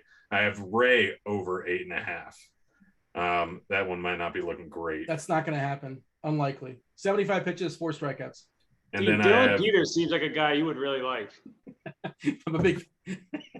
Well, Okay, seems I'll like somebody I bite. would think you would be. Why would I really like Dylan Peters? gosh, like mine's a- at I don't know, 375 now. I feel like you would, Dean. I am kind of indifferent a at interesting best. looking lefty. He just seems up your alley. I think you should check him out. I'm a Jamie Moyer guy. I'm an old school Jamie Moyer guy. I think Oh, yeah. The crafty lefty. I like Jamie Moyer. I was a Greg Maddox guy. Hey, Keach, I slipped. I stuck into Grant's DMs and I told him, I said, I have a great bet for you. And this is like a week ago or something. I don't know what it was. Like, I go, bet Bryce Harper. He's going to freaking win the MVP. And Grant didn't listen to me. He's a favorite now, right? Yeah. This and Philly's now going to potentially, maybe get a playoff spot. I think they've been thriving and the Reds have fallen back. Have they not? I think that's what's going on. Braves. We're like so the Phillies are 2 back of the Braves, and then at least 2 back entering today. I don't know what Braves haven't played yet. I don't know what's the score of the Phillies game. Oh yeah, okay. The Phillies have to win the division. Basically, they have an outside shot at getting the wild card. They got to beat the division, take down the Braves. Who's the other team? It's gonna. Oh, you know what it is? The Cardinals. The Cardinals is what I was thinking of. The Cardinals have jumped up. They're now like a 70% chance to make the playoffs. The Cardinals and the Reds have taken a big spill. They're at 20% right now because they've sputtered of late. But yeah, Bryce Harper, and I told him Robbie Ray. Like Robbie Ray and Bryce Harper, I didn't understand. I didn't get the lines on them, and of course I did not insist on it. I kind of dropped the conversation. Grant said I was lazy. Probably true. I got distracted. It's probably more accurate. Yeah, I mean, realistically, I'm sorry, Dean, but you asked me to do a lot of work to look at 8 different sites, and yes, it's easier for me, but normal times I'll do it. But right now I'm working 100-hour weeks. I was trying to make you money though, Grant. I was looking out for your best interest. A lot of times when you've done that, I've lost. You told me the Pelicans were going to make the playoffs in the bubble last year.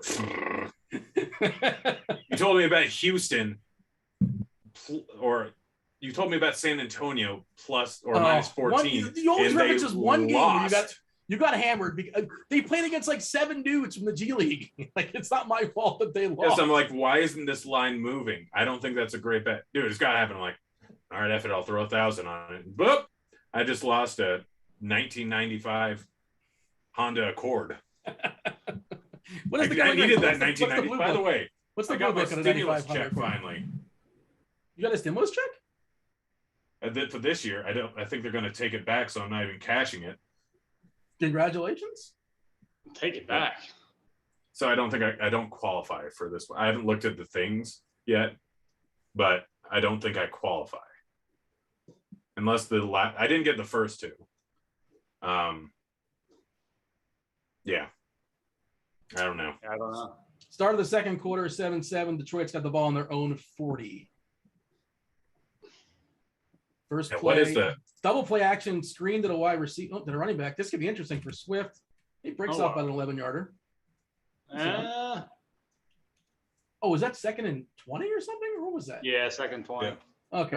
Second 20. Could we stop with these with the chain gang? Like seriously, at what point? Yeah, it's most ridiculous. Literally, We could put a man on the moon. We can go to Mars, and we still have these guys. Like, I guess it's right here. It's so absurd. So the fact that we spot the ball with like a 75-year-old man in like a multi-billion dollar thing is so crazy. Yeah, it's insanity. So like, crazy. Why do we keep doing this? I know it's not like It's a gonna hot look take. cool. The chain gang, like I feel like that would feel like a loss if we didn't have that. I actually don't want that to go anywhere. Wait, that's not a fumble. No, that's a pass. Come on, that was a pass. I mean, I think they're calling it a fumble. I think. I think they'll call it that way, look at it, and then take 10 minutes and then realize they messed up. We're just in for a little delay here. It just what's the thing that tilts you? Like that's the thing that tilts me when announcers lose their mind. Like, oh my God, they're gonna go for it in 4th and 1 for the other team's 44. Look at the sack on this guy. It's like you're supposed to go for it every time. No, I'm saying when the announcers lose their mind, like can we normalize that? Like that's what's supposed to happen. You're supposed to go for it. You're not doing anything balls. Oh, I see. Well, like, announcers like go, oh my God. And whenever the coach punts is, Phil Simms, you got to punt it. You got to try to bury him. they always jump in and say what a great call it was for the coach.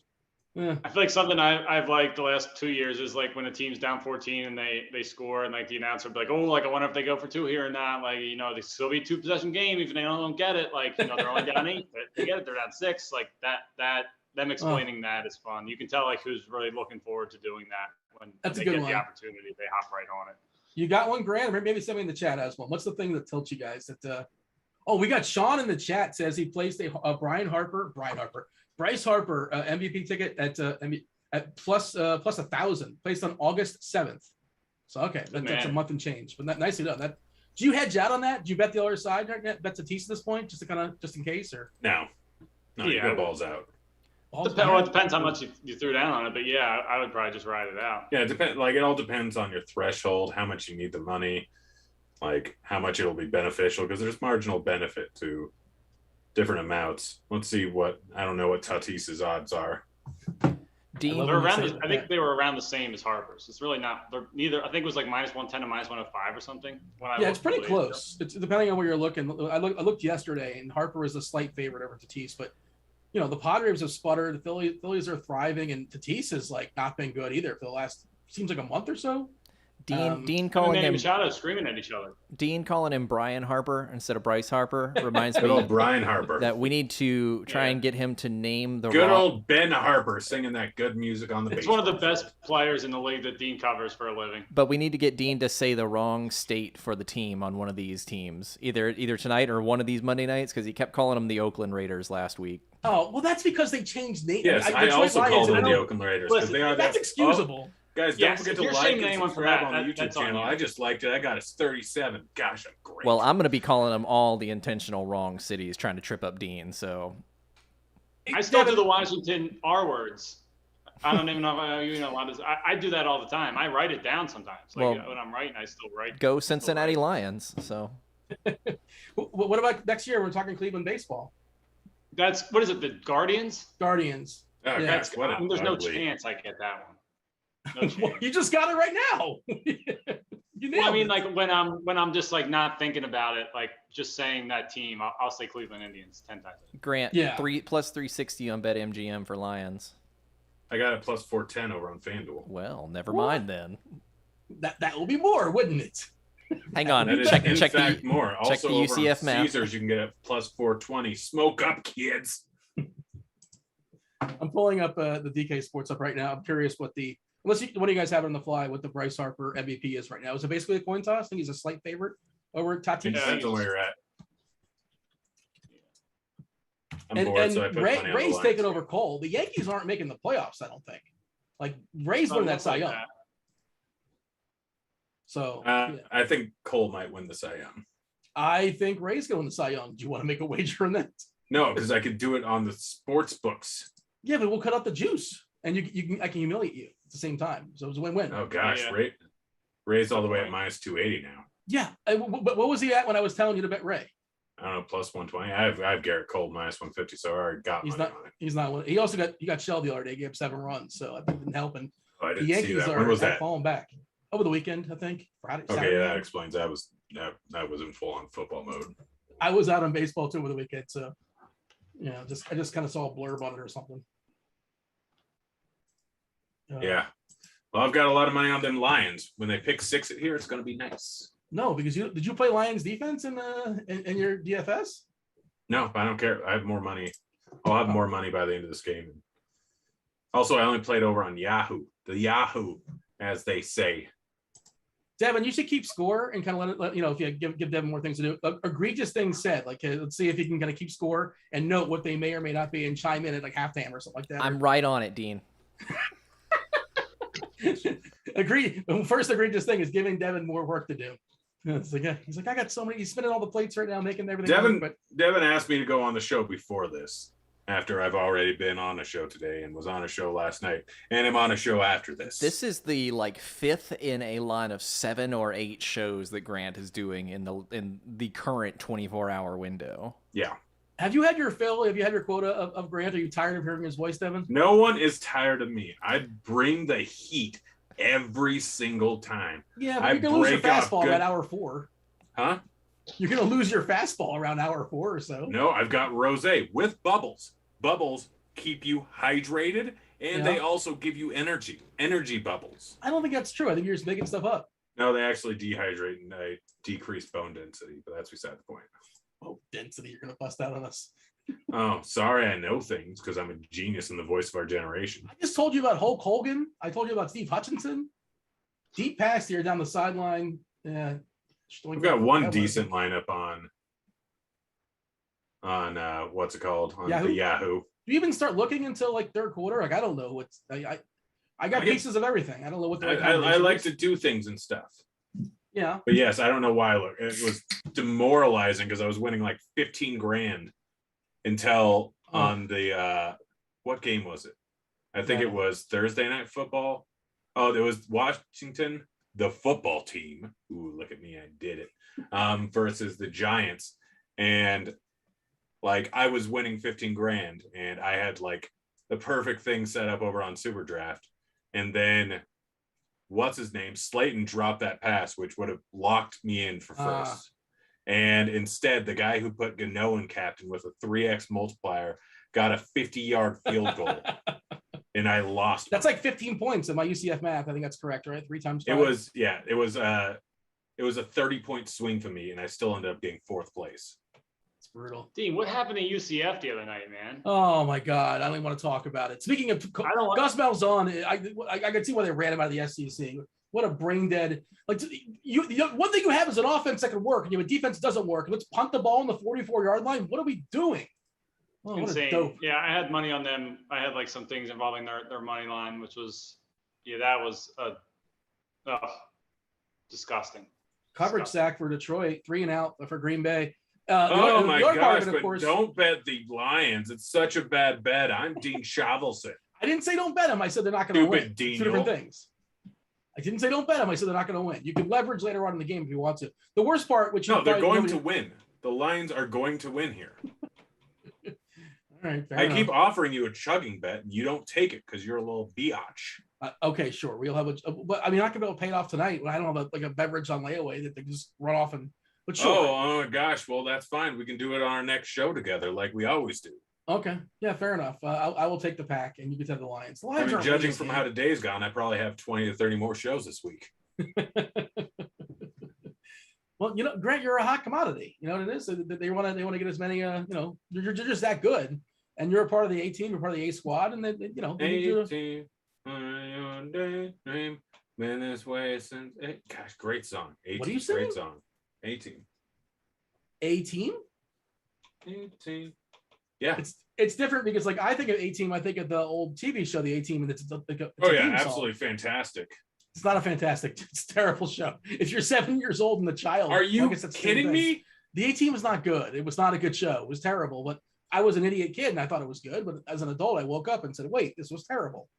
No, I watched it as an adult. It was fantastic. Okay. I love it when a plan comes together.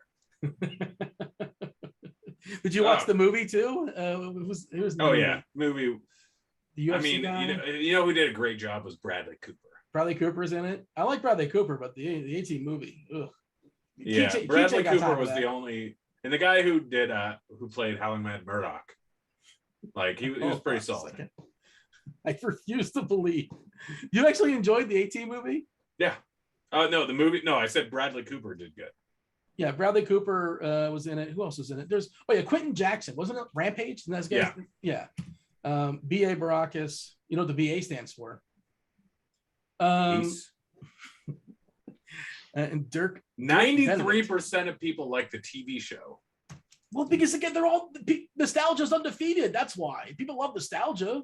They're all people that saw it 30 years ago. I watched it afterwards. I watched it 20 years after it was made. Loved it. Why did you? Loved it. Was there like only one channel on in your house? Why were you choosing to watch? No, I watched it in the dorms on Hulu. What? Just binged the entire on Hulu. Wait a second. No, Hulu has not. When do you think Hulu came out? 2007. No, 2008. I don't believe that's true. I know because I watched it in 2007 on Hulu in the dorm room. You don't understand. Was it a streaming channel? I think you're messing your channels. It wasn't, I think you're messing your years up. It was kind of like Netflix was 10 years ago, where it just like licensed a whole lot of old. I watched Doogie Howser, by the way, fantastic. They're bringing it back, by the way. Doogie Howser's making a comeback. I know, it's pretty great. Ash, I don't know if you can beat MPH. Just absolutely fantastic person, actor, magician. Man, love MPH. He's super talented. I'll give him that. Yeah. No, it's not bad. Lemony Snicket's on Netflix. I have not seen it. It's pretty solid. I mean, I only watched it because I love NPH, and people go crazy for that book series. Lemony Snicket's, yeah. A series of unfortunate events. Yeah. I don't know why I know that. Also, Patrick Warburton. Oh yeah, he was like. There's no one whose voice I love more than Patrick Warburton. The Tick in Putty. That's how I know him. Oh yeah, the Tick was fan. I enjoyed Tick. I never saw the Tick. We talked about best shows that only went one season. That's definitely up there. What's going on in this game? By the way, the Hulu did come out in 2007. I stand corrected. It wasn't like a streaming. It didn't stream though online, right? Well, it must have been something different. No, it streamed online. It had to be. Back who created Family Guy? Why can't I'm blanking on his name? MacFarlane. Seth MacFarlane. That's it. So he was the spokesperson, and the entire ad campaign, which I still don't understand, was Hulu, we're going to take over the world. Something to that extent. I don't remember this, but okay. Yeah. The internet's never wrong. So interesting. Netflix started in 97. Jason Kabinda with a catch. Who? I was wondering if you're going to know who that was. Jason Kabinda, their fullback. I don't think I know who that is. Yeah. He's on the board. I have 149 lineups and he's not in my pool. So I very much hope he does not get in the end zone. My original builds had like 8% Cephas captain. And I'm like, no, this is crazy. I can't do that. Well, because also salary is not a thing. Like it's for you talking about Yahoo, I assume, right? Not DK. Yeah, I mean, honestly, like that's the main thing too. Like, your captain has to be you don't pay a surplus for throwing them in the captain, right? I'm sorry, I was reading the chat. What were you saying? You don't play a surplus when you put them in the captain, right? If I remember correctly. From what I was doing an hour ago, because you're talking about as far as they hike up the price that you're asking. The superstar spot, you pay the same price. Correct. So you're so you want the top scoring person in your correct, and he's not. Aaron Jones is. So my current best lineup is Jones captain, Cephas, Rogers, Adams, and Brown. Hey, how do you find your current best lineup? I don't know how to do that because I can just I wouldn't start. I mean, that might not actually be my current best lineup. I don't have time to go. Yeah, I don't have time to scroll through every single one of them. I mean, there's like 400 people tied for ninth. Well, Ray got beat up. Well, beat up for Robbie Ray. Didn't make it through 5, 4 2/3, 3 earned runs, 7 X, 2 walks, 5 Ks. Darn it! I hate it when Cardi's right. Every once in a while, right? It happens. Son of a biscuit. Yeah, Cardi. Also, I hate it when I lose money in it. I lost money on it. That looks like a face mask, I believe. You look like a face mask. Well, you know. Yeah. Oh gosh, no, really. Oh, what's the delay like in Pittsburgh? I don't know. Is it weather delay? 8-yard carry for Williams, 2nd and 2. They're creeping into the red zone. I don't know. See what Roth has to say. Roth's probably gonna. There's probably somebody else asking about it. It wasn't on the main site, so nobody cared about it. Yeah. I don't know if there's main issues expected. I don't think it's a rain delay. I literally just saw. Yeah, no, it's going. I got worried there for a second. I need one more strikeout from Peters. You look like a guy who likes Dylan Peters. Oh, I see what you did there. That's you, That's Dean. what we call a callback. I'm rewarding the people for watching 20 minutes ago. Yeah. You got any more bets you're looking at right now? This is a betting show. We got. Oh Chad. gosh, Packers minus 265. Let's see. Daniel, Chad is talking about Daniel. A-Team was phenomenal. So there you go. You have somebody that agrees Yeah. with Well, Chad. because the Chad is intelligent, unlike No, you. Chad is nostalgic, just like you are. He loved it when he was 12. Again, Are you aware of the A-Team? I didn't watch it until I essay? was 20. 20 years after it was made. That's what you're doing in college? Watching A-Team? Yeah. From like a show that was made in 1987? Yeah, just drinking, partying, and watching the A-Team. It was awesome. Checks all the boxes. Play Oh action gosh, here to, Dean, the Packers minus 220. Boo hoo, Dean. Boo hoo, you freaking idiot. Again, what I said is that the Green Bay is going to win. I didn't say Detroit is going to win. Okay, fair enough. I don't think they will. That We'll being see. said, that number is just far too good. I am. Hammer the other side. Yeah. Oh yeah. Yeah. I just moved it. Plus, am I almost out of money on Barstool? Can you middle it now? Middle. You got a middle, don't you? I can't middle. I Oh. can get no risk. Well, that's the same thing, essentially, right? I mean, No. no, that's absolutely not the same thing. More or less. The middle, you can win both. He's saying he can't win both these. Ah, He can yeah. just not lose money. Yeah, fair enough. You're right. Is that a first down or is it third down now? What was that? Inside handoff. That was first down. Okay. First and goal. They're second Yeah. and goal now. Second to go with about the 8 or so.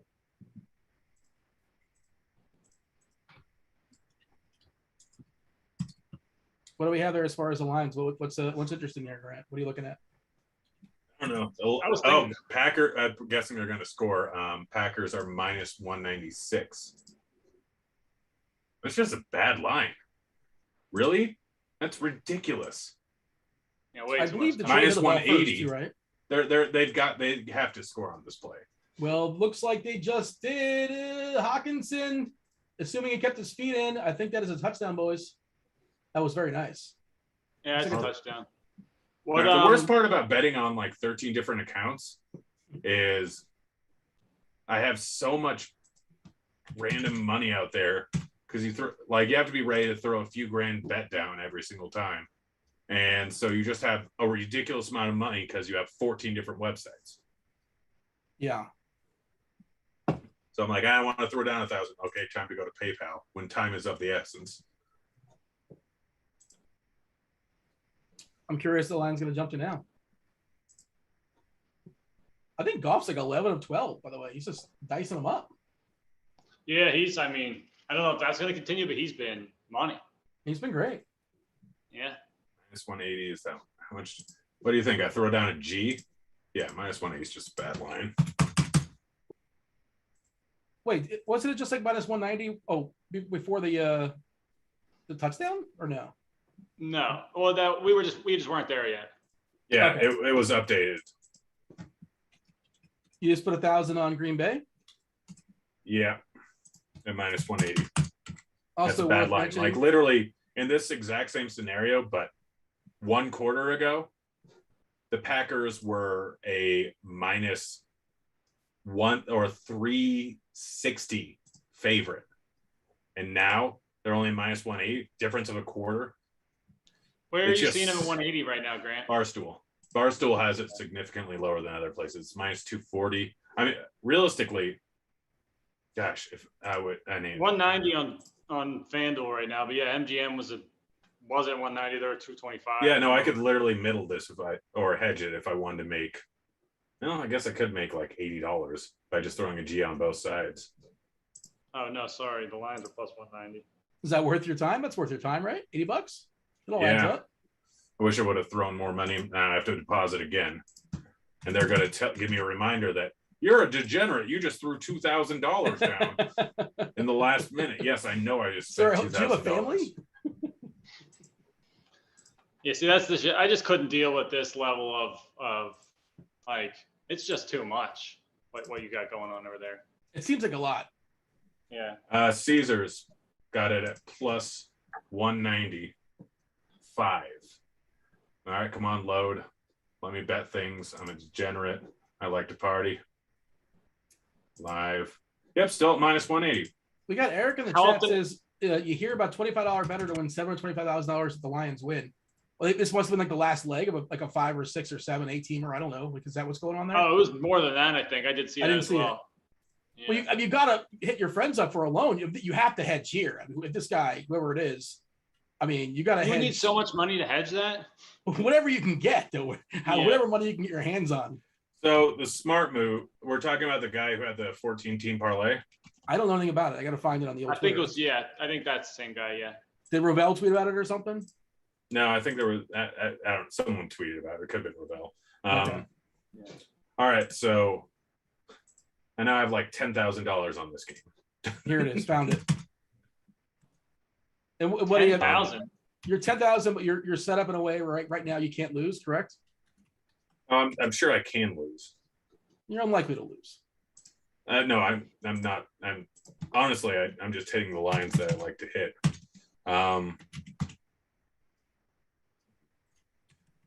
So let's see my exact calculations. I win $819 if the Packers win. I lose $570 if Detroit wins. If I wanted to, I could place $245. You know, I'm just going to do that for funsies. Oh, the line just wait. Oh, nice. Kicker just got hurdled. Always a fun play. Kylan Hill. Let's see, the line just moved. I can get it plus 210. So great. 300. If I'm reading Step this correctly, change. this person bet every single game, and it was a free bet. I don't know where the contest was at, but they bet every single game, just straight up. You know, Washington, Chicago, Cleveland, the Rams, Buffalo, every winner, and they have Detroit plus 400 at the end as the last leg. And holy! All right. So now if Green Bay wins, I win $519. If Detroit wins, I win $60. So now I literally, if I don't make a bet the rest of the game, I can't lose. And I currently have $7,000 on the line. Is there ever a point where you're just like, okay, I like the spot I'm at right now. I'm just going to chill and just whatever happens because I'm good no matter what happens. It's generally if I get it down to like 800. The main thing is like the Packers at minus 180. Now they're minus 225. Like literally nothing. I don't think anything happened really between what happened. Jones There's just got not much first has down. happened. Nothing But crazy. the Packers at minus 180 was a ridiculous line. Like absolutely ridiculous line. I don't understand it at all. And so you can generally like figure this out. Again, this is a 1 quarter difference. Difference of 15 minutes left in the game. And granted, yes, what we've seen, people are going to react differently. But the difference of 1 quarter in the game between when the Lions first scored and when they next scored, still only a difference of 7 points, was a difference in minus 370 down to minus 180. So if you really think the chances of them coming back in 2.5 quarters as opposed to 3.5 quarters is a difference of that much, then you're ridiculous. Jones inside the 40. It's definitely on the not ground. warranted, but I feel like a lot of that was probably just Detroit going down and scored twice, and people being like, maybe this Packers defense is just god awful. I mean, I don't Maybe. know. The Lions just aren't actually that bad. Or that too, yeah. Is Houston terrible, or are we wrong about that too? They're just Without terrible. Tyrod Taylor, they'll get smoked every week. But I think with Tyrod Taylor, I think was kind of keeping them, respectable for a while. Yeah, He played really well.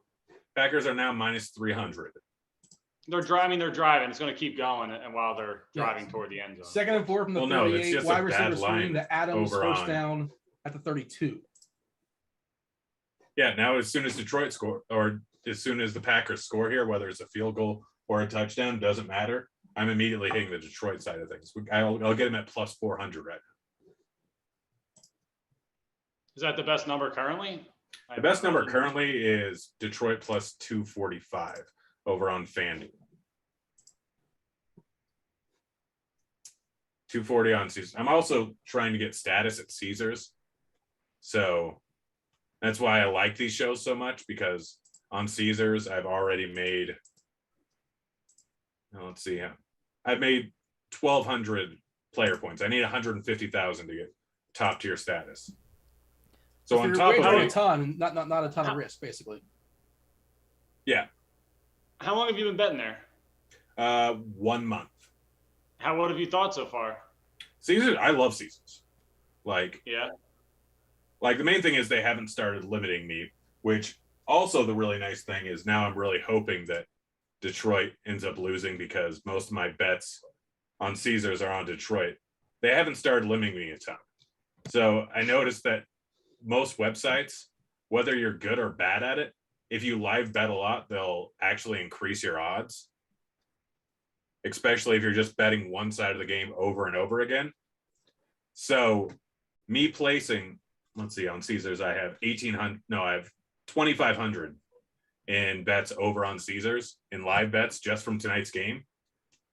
Because of that, they're going to increase my odds. Like not increase my odds, increase my limits. Because they want me to not just bet props. They want to see that I'm a degenerate playing hundreds of different bets and doing stuff. So I love the fact that I do this on Monday nights now because it raises my limits on every single site because I'm just throwing ridiculous amount of money down. And they don't know that one site, like, oh, he just happened to win. The other site, oh, this is great. This guy just kept hammering a bad line over and over again. He lost money. That's why I don't like to bet like on the same website, have a lot like random bets. Like I don't want to bet the Packers on this site and then bet the Lions because then they're like, oh, this guy's just smart. We're in the red zone, Right. boys. 2nd and like 6 or so, give or take, at about the 18-yard line for Green Bay. 3 minutes to go. And it feels like this half's gone by fast. You guys feeling that too, or is that just me? All these games always fly by when we do these. I feel like Grant for Caesars. So what have you thought about like promotions and like boosts like outside of the normal what you're gonna I see love there, that they have so many. I mean, let's look at the boosts right now. Ooh, Aaron Jones down to the 1 on a catch. We almost had like 2 pairings of Rodgers to Jones, and yeah. I do So a a lot free of bet the on. they Go have ahead, 43 boosts right now between football, baseball, soccer, golf, hockey. Some of them are Wow. trash. A lot of them are actually good. Like I'm going to check right now. We'll look at college football here. We have Charlotte, Wake Forest, and Liberty all to win 3-team parlay, boosted to plus 600. It doesn't tell me what the original one is, which honestly doesn't piss me off because I do the research anyways on other sites. Right. Yeah. So Charlotte minus 140. Let's throw that in there. Wake Forest plus 165. Where's Robert? Liberty. Come on. Minus 225. You parlay that over on DraftKings, it's plus 556. Over on Caesars, plus 600. Honestly, it's probably pretty close to even ROI, or like probably long term. You bet that 100 times, assuming that Vegas odds are right. You lose 49 or 51% of the time. So maybe slightly negative odds, not much. I sometimes will just bet that to get more points. But that's not a great one. Let's look at another one. We have Indiana, Nebraska, Northwestern, Wisconsin, all to win. Let's check what DraftKings has to say about this.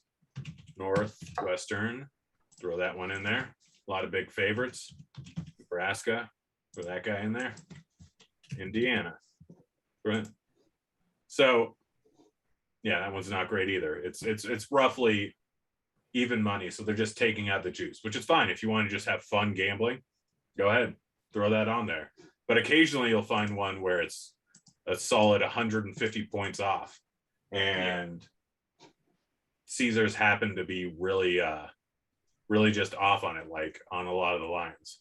And some of them, a lot of things will happen, like, I don't know, maybe a quarterback gets injured and the line moves drastically. They just keep the things up there. So as it gets closer to the game playing, they generally won't move unless there's a massive line movement. And if you catch it early, great, goes very well. But yeah.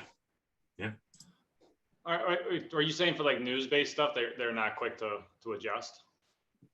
Yeah. Good to know. Yeah, that's I think them and Barstool are the two.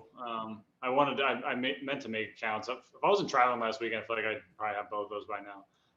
But I do want to get set up with both of those for sure. What else was I going to ask you about that? Like what? So what is the value of like accruing all these player points? Like, why are you trying to do that? So Caesar's 7-star status, you need 150,000 points, which points are always different between sites. 150,000 is a ton. Like to get diamond status there is 25,000. To get diamond elite status is like, or to get diamond status it's 15,000. Get diamond plus status it's 25. To get diamond elite, which is like very good status, it's 75,000 points. I mean, not to interrupt, Grant, but we have first and goal here at the 1. I'm not sure if you're prepping for a potential score. You're kind of ready to pounce, see when the numbers Dean, change. don't call this out. I want to see what happens. I won't call it out. I'll keep it authentic for you. Okay. I've been on many Grant, phone calls where the other person gives it away. It's the worst. I'm watching the lines. They're still set at 350. I don't think they made this one. I think we get a wide receiver, like one of those like Adams, like little screen touchdowns. I was thinking, well, Tunyon is on the field. I think it's going to be like a Tunyon or Mercedes Lewis, some bullshit. Yeah, so with top tier status, I get a free cruise, several free nights in Atlantis. I get $800 or like $600. Atlantis and the Bahamas, meals. They're linked? They generally have partnerships. I get 2 nights in Dubai. I get like $1,000 in credits every single time I go to Vegas. I get penthouse suites for free, which Caesars has resorts in 20 different states. So I can just book a room, go for a nice weekend there, not even have to gamble. Yeah, that's a pretty good sales pitch. Aaron Jones, get in the end zone. All right. Man, So, so all right, you need that combination. You need Jones and Rodgers, obviously. Yeah. Oh, is that Jones? Yeah, that's Jones' second touchdown catch. Yeah. Yeah, he's caught 2 touchdowns from Rodgers, so that combination's the nuts right now. Yeah, I actually I had did that have a lot that. over on the Yahoo. On the what now? On the Yahoo. Did some people correlate, like not play those guys together because one's a running back and whatever? I'm sure people did, but I actually did several lineups that was only the only pass catcher for Rodgers was Jones. Yeah. I did a lot of those. He also runs in like those little 1-yard touchdowns sometimes. He's a greedy Gus, though. I'm losing money. We saw it last year. He wanted all his 1-yard touchdowns and to get that MVP. Yeah. Brady's doing the same thing this year. I hope you guys noticed that. Brady like 3 times now, maybe twice it feels like. From the 1. Rodgers is the king in this. Both those guys are like the kings of it. Like they get to the 1-yard line and like I'm always just like that's the most intriguing things. I'm like I know they're not going to do something normal like hand it off into the line. Like it's not going to be that. All right, it's going to be some weird misdirection play where somebody weird scores. Keith, what do you think I can get? I think I can get. Yeah, it looks like. Gosh, FanDuel just moved. Plus 300 is the best line. I think I'm going to hit that for a few hundred. I love that Grant's doing this, by the way. I feel like we have completely different betting strategies live, which I feel like is kind of a cool thing. Oh, like, I mean, very different betting strategy than most people. What's your strategy, Keach? I feel like Grant's is more like, I mean, what he's doing right now, obviously he's very smart. Like he kind of goes into it with the plan, knows kind of, what he's going to do. I don't know. The main thing is I've been doing this for so long that and I make so many last second, son of a biscuit, the site's down, tend to go phone. But I make so many last second decisions that it's very easy for me to kind of figure out things on the fly. And so I just have seen, I wonder if WinBet has anything. It's not great odds. But I mean, my strategies, it's just kind of watch and react. I don't go into it with, I assume that also Grant's also using kind of some free bets on like lines that are kind of like, if you have those, like that kind of can change like how you approach it. Oh yeah, I guess. Free bets are the absolute greatest thing. Yeah, I feel like especially if you're betting huge money line dogs in a game like this. Also, if you bet things and you want to hedge out, don't ever do the cash out function if you have free bets and Hey, speaking of free bets, Grant, if you use the promo code GRINDERSBET, GRINDERSBET, GRINDERSBET, all one word. Bet $10, you get $200 instantly on BetMGM. Go ahead, Grant. You had a thought to finish. If you have any free bets and you want to hedge out, it's way better than just cashing out. Like throw a free bet on, and it's essentially the same thing as betting that stuff. Because all cashing out is doing is literally you're just betting the exact amount on the other side against the odds. So it's not really great odds. With free bets, you're not getting the equity back, so it's very good to use those. Does that make sense? Did I explain that well? I probably explained that terribly. Yeah. I don't know if people understand it in those terms, but like, yeah, it's like let's say this: a free bet is a $10 free bet is not actually worth $10 because if you place a wager at a plus 100 bet, if you bet $10 on it and you win, you get $20 back. Right? Your initial. No, you get $10 back. No, with a regular bet. Oh, I got you. With a regular bet, you bet $10. Yeah. You win $10, you get $20 back. So you get the original equity plus your winnings. You use a free bet, use a $10 free bet, you win $10, you don't get that original $10. So a free bet, $10 free bet pays $10. A $10 regular bet would pay $20 in that same scenario.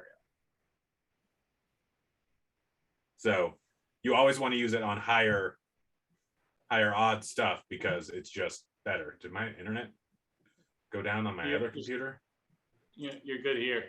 What is your, I'm curious, like with DraftKings and stuff, when they like do those weekly profit boosts, like how do you, what is generally your approach with those? So, I mean, you can't, like what I used to do, location error detected. Man, all right, I might have to restart my computer. Pain in the D. Yeah, I'm restarting my other computer, but don't you worry, because I've got two computers.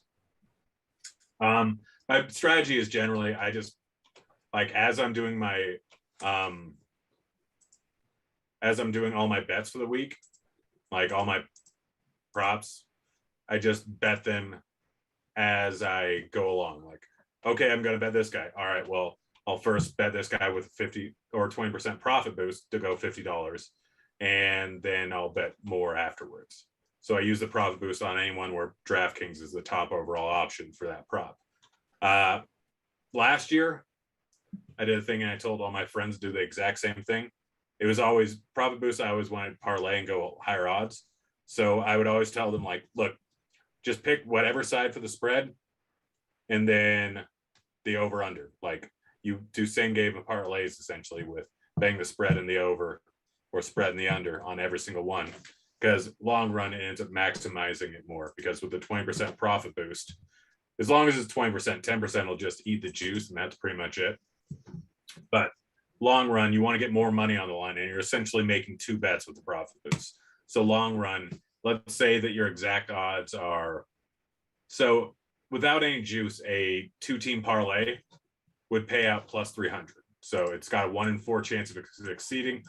1 of the 4 times you actually win, the other 3 times you lose. So you bet $100 on it. One time you win 300, the other times you lose 100, making it even.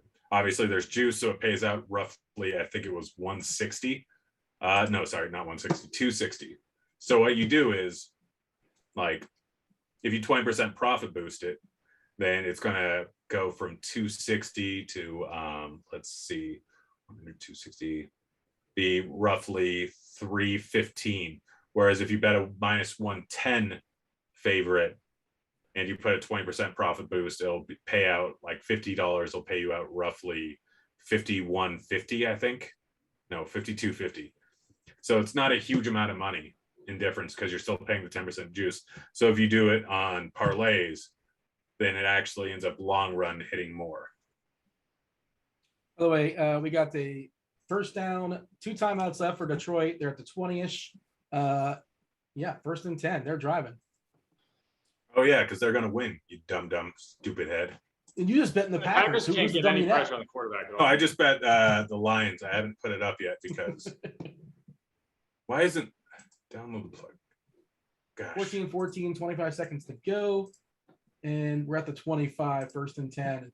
And yeah, Goff, 12 of 13, 136 and 2. Look pretty sharp. Swift looks pretty solid on the ground. They're basically splitting the backfield right now with Swift and Williams in his revenge game.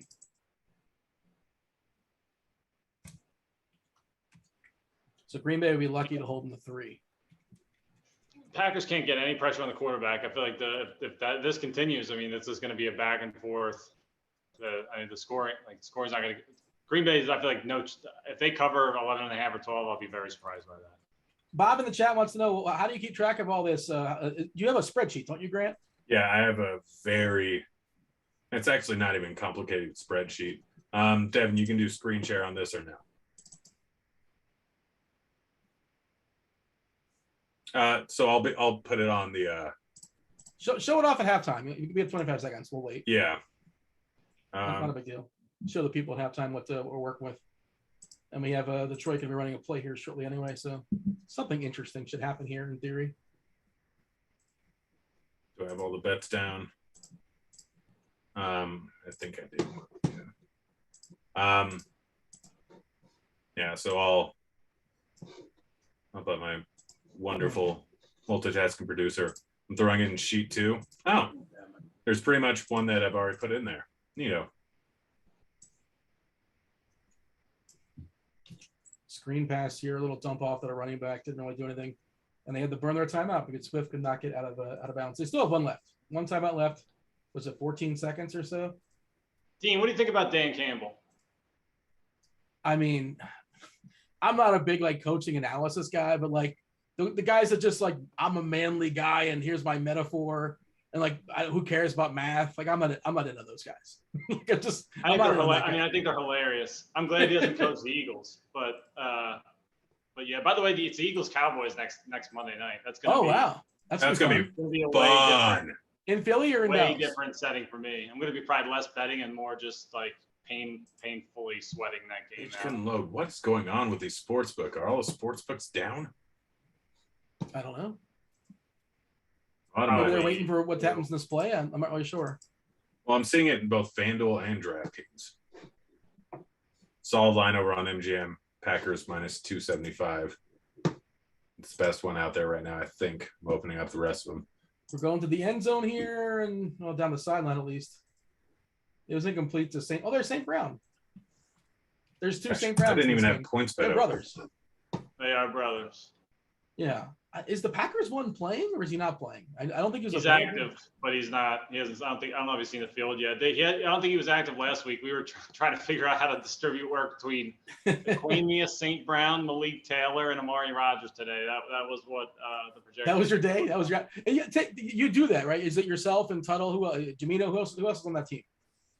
So we have Varun Thakur, Christian Reynolds, Bob Reeves, myself, obviously Camino, Tuttle. There's a bunch of, we get input from a bunch of people. Oh, no. That was almost an incredible catch. Oh, my. Yeah, I thought he was. I mean, if Quintus Cephas called that, that's Randy Moss. Hall of Fame. He's not Randy Moss. Are they going to kick a field goal? He needed some of that, like that Garrett Cole stick him he puts on his hands or something like that to catch that. He almost had that, for real. Did you see the catch that Oklahoma defensive back made in that, I think it was Oklahoma, in that college game where he had that like basically like a Odell Beckham type of catch. Basically very similar to the Cephas play, though he made the catch. All right. Eric in chat brings up a good question. What's everybody drinking tonight? Some Los Dos. Shout out to Cameron from RG for sending that over as I moved. Another brand new bottle that showed up at my door a couple of days ago. I have no idea who sent me that. Are you still in Nashville? Yeah. Okay. But Jeremy Levine, friend of RG, it's his tequila company. But yeah, it's delicious. So I'm going with making some margaritas. What is it? You're drinking it straight or how are you drinking? A margarita. Okay. Yeah. It's tequila. Like some pre-made. I don't know. My girlfriend got these like pre-made it's like a pre-made margarita mix or whatever. Just don't throw that in the cup. Throw a shot of tequila in. Good to go. Salted rim or no salted rim? Nah. Are they in field goal range? Yeah, they're kicking a field goal right now. Yes. And they hit it. All right. Spoiler alert. Sorry, I'm better than you. No, you don't. It's not that you're better. It's you're watching the dots, right? So let's see. No, I'm not. I'm looking at Vegas lines and I can tell how they react. I got you. Fair enough. So interesting little line here. I can get them at -216 over on PointsBet. The Packers. Honestly, that's down. Like that's a pretty solid line. Or I could bet. No, I'm gonna. Let's see. -200. All right, 800 there. Oh, a nitro cold brew coffee Guinness is what I'm drinking, Keach. A Guinness coffee. Nice. Yeah. Oh yeah. I actually had some. Well, we were in Philly last weekend. They had like a little coffee station at the DK event, and I was making I just had a coffee, threw a little shot of Maker's Mark or a shot of Jameson in there, and it was that was kind of how I was rolling. Dean, How was the DK event? It's cool, man. I feel like they always do it. It was at the Eagles Stadium, actually. So we were like kind of hanging out there, and it was like completely empty, which is kind of tight. But yeah, I mean, they always do it up. The DraftKings things are always cool. Always like, drinking for free, eating for free, good food. I love I don't care how much money I ever make. I will always love it when there's free alcohol. Dean, that's the most lukewarm take ever. Like, you like open bar, Grant? Hell, what other hot takes do you like? Do you like oxygen? well, hang on. While we're talking about hot takes, Dean, you're over here talking about Guinness being delicious and how you can't have a single piece of spicy thing. Like, it's not spicy Guinness. If you no spice. But Guinness itself, No spice. that's a heavy flavor. That is a lot of flavor. It's a different palate. I mean, my palate's different than yours. Well, sure, but Your palate's different than everyone's on Earth. But yes. like I can drink Guinness and recognize the rich flavor. But spice, like, how can you not like spicy things? I just don't like spicy things. Dean, on one of these shows, I'm gonna mail all of you guys a very, very hot bottle of spice from here in Nashville, and we're all gonna taste test it live. We'll do that as our halftime. Don't mail it to me. You're gonna be wasting some postage. No, you'll have it. You'll have it. It'll grow dust in your cabinet. You'll have it for the first show, and that'll be it. It's fine. I'm not going to be making a spicy beer, a spicy bet of any sorts. It's just, I just don't like it. Devin, I'm okay that you don't want to have veal parmesan. I'm not going to force veal parmesan on you. It's fine. Doesn't bother me at all if you don't want veal parmesan. Parmesan's pretty good. What do you good, guys think? Should I hit the Packers line at minus 220? Well, they're going to win the game, so. No, wait till it goes into the hundreds. That's at 215 now. 245, 225, 225, 260. That's weird. I'm hitting it. We were asking in the chat. What up, chat? Do hit the like button, subscribe. Thanks for hanging out with us, and thanks for choosing us over the Mannings. Apparently, the Manning brothers are doing their stream on ESPN Plus, and if you're hanging out with us over the Manning brothers, that's something. That's exciting for sure. Of course, the line moved while I was betting. Grant, you gotta pounce, man. When you pause. No, I put it in, and then it said, "No, F you, you're dead to me." It wasn't as bad as PointsBet. PointsBet had this spinning wheel of we're reviewing your bet, and then 45 seconds later to a minute later, they're like, "No, we reject it." Well, based upon the last 45 seconds of game action? No, they automatic review every. PointsBet is my absolute least favorite site because they're smart. Wait, yeah, it sounds miserable. What? Packers are minus 150. There's what? What? Minus 150. Hammer that. Minus 150. Yeah. And I think they get the ball in the second half. I'm not well, let's see. My bet is being placed. Oh, it is. Minus 150. I'll throw 300 on it again. I heard where's this at? Is that Devin or Keach? What book is this at? Sorry, I was making a drink. What book is this at? PointsBet, unless it's just the second half line, which I feel really dumb. But then I can always hedge out with the Lions +4. Yeah, they're reviewing my bet. They're 100% going to veto me on this. It's like trying to find something on Top Shot. I don't know. I mean, in any case, it is what it is. Yeah, they're getting the ball to start second half. There's no way they're minus. Yeah, no, this is a ridiculous. It's a minus 245 everywhere.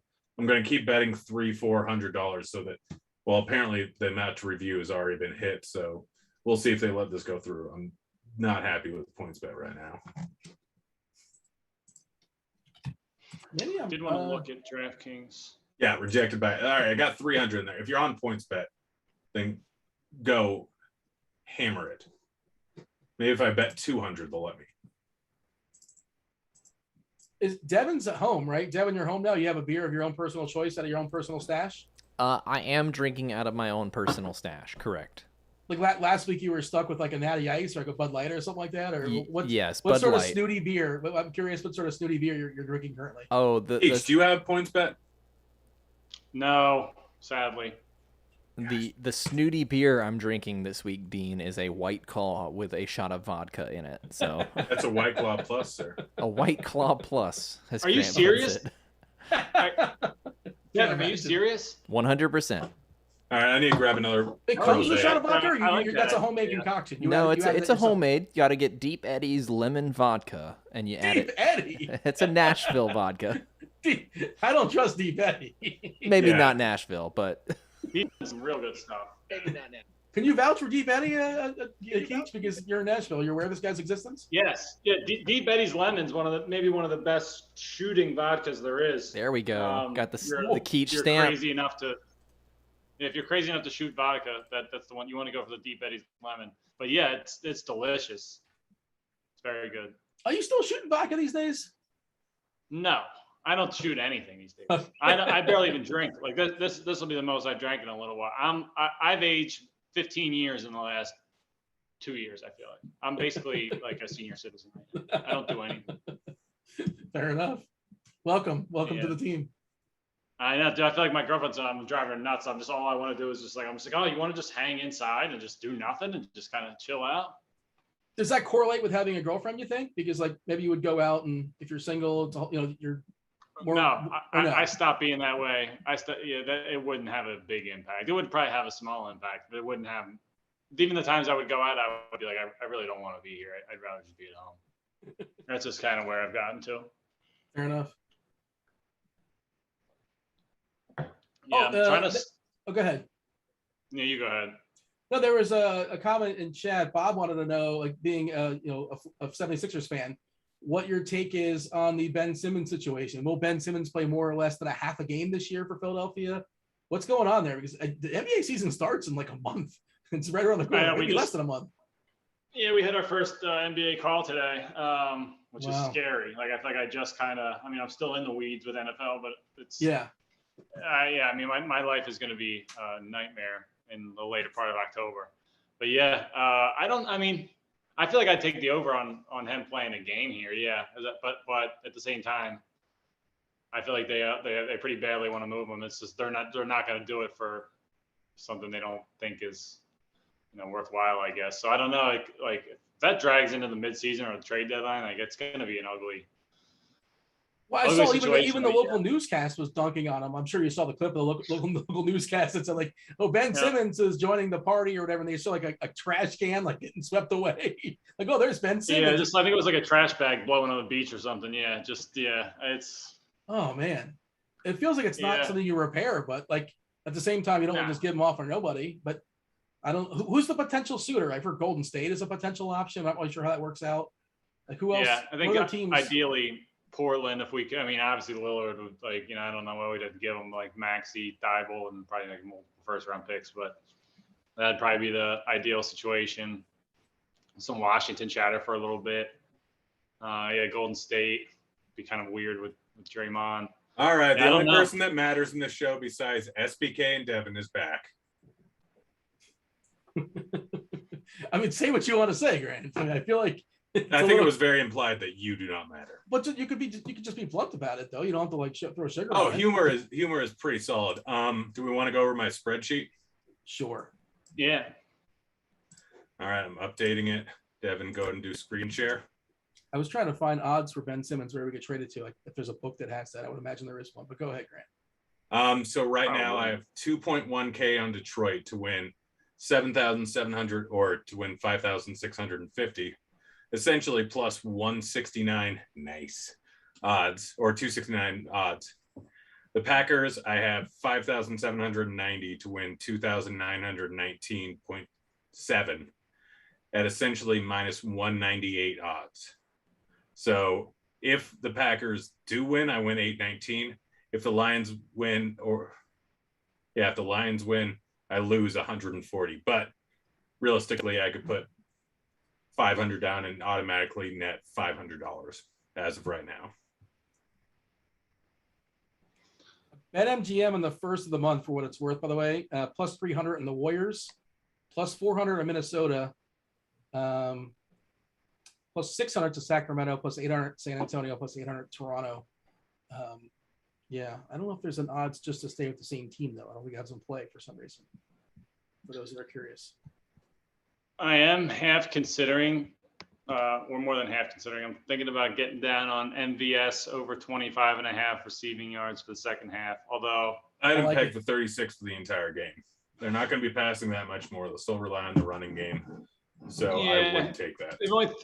They've only thrown it 10 times so far. Obviously, they start the ball in the second half. He's got a big play in him. It's coming. What game? Right. Do you see that's on? what the bet would be. Ooh, what are flash props? Next TD's go. Oh, no, I don't like those.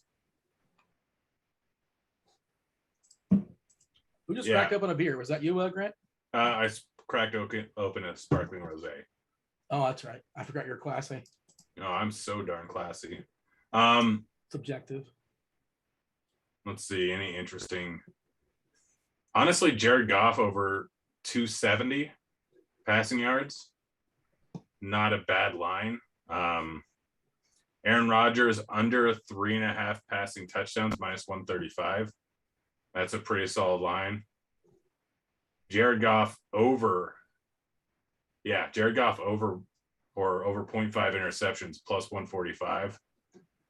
Completions, Jared Goff over 24.5. I'm gonna He's got 13 right now. Can I same game parlay this? They're asking in the chat as far as Adams. Adams been quiet. Leading receiver with 29 yards. So Rodgers and Adams. Rodgers 8 for 10 for 75 yards, 2 touchdowns. Efficient, I suppose, but not very sexy as far as the yards. And by the way, Chalky Siri leading off for baseball for Houston today. Banged out a home run their very first at bat. I faded him. Oh, come on. I get it, but yeah. Sorry, I'm not a shock donkey like you. Well, the thing is, Siri was a guy that had a bunch of homers in the minor leagues. He's not like a nobody. I know he's not a nobody, but what was his ownership? 34. Oh, I pulled up one lineup. He's at 34%. Yeah. It's a big number in baseball. Very big number. Yeah. Well, I'm still winning money. Ooh, Lions at plus 200 now over on Caesars. Yeah. That's a pretty... Jared Goff over 0.5 interceptions is interesting.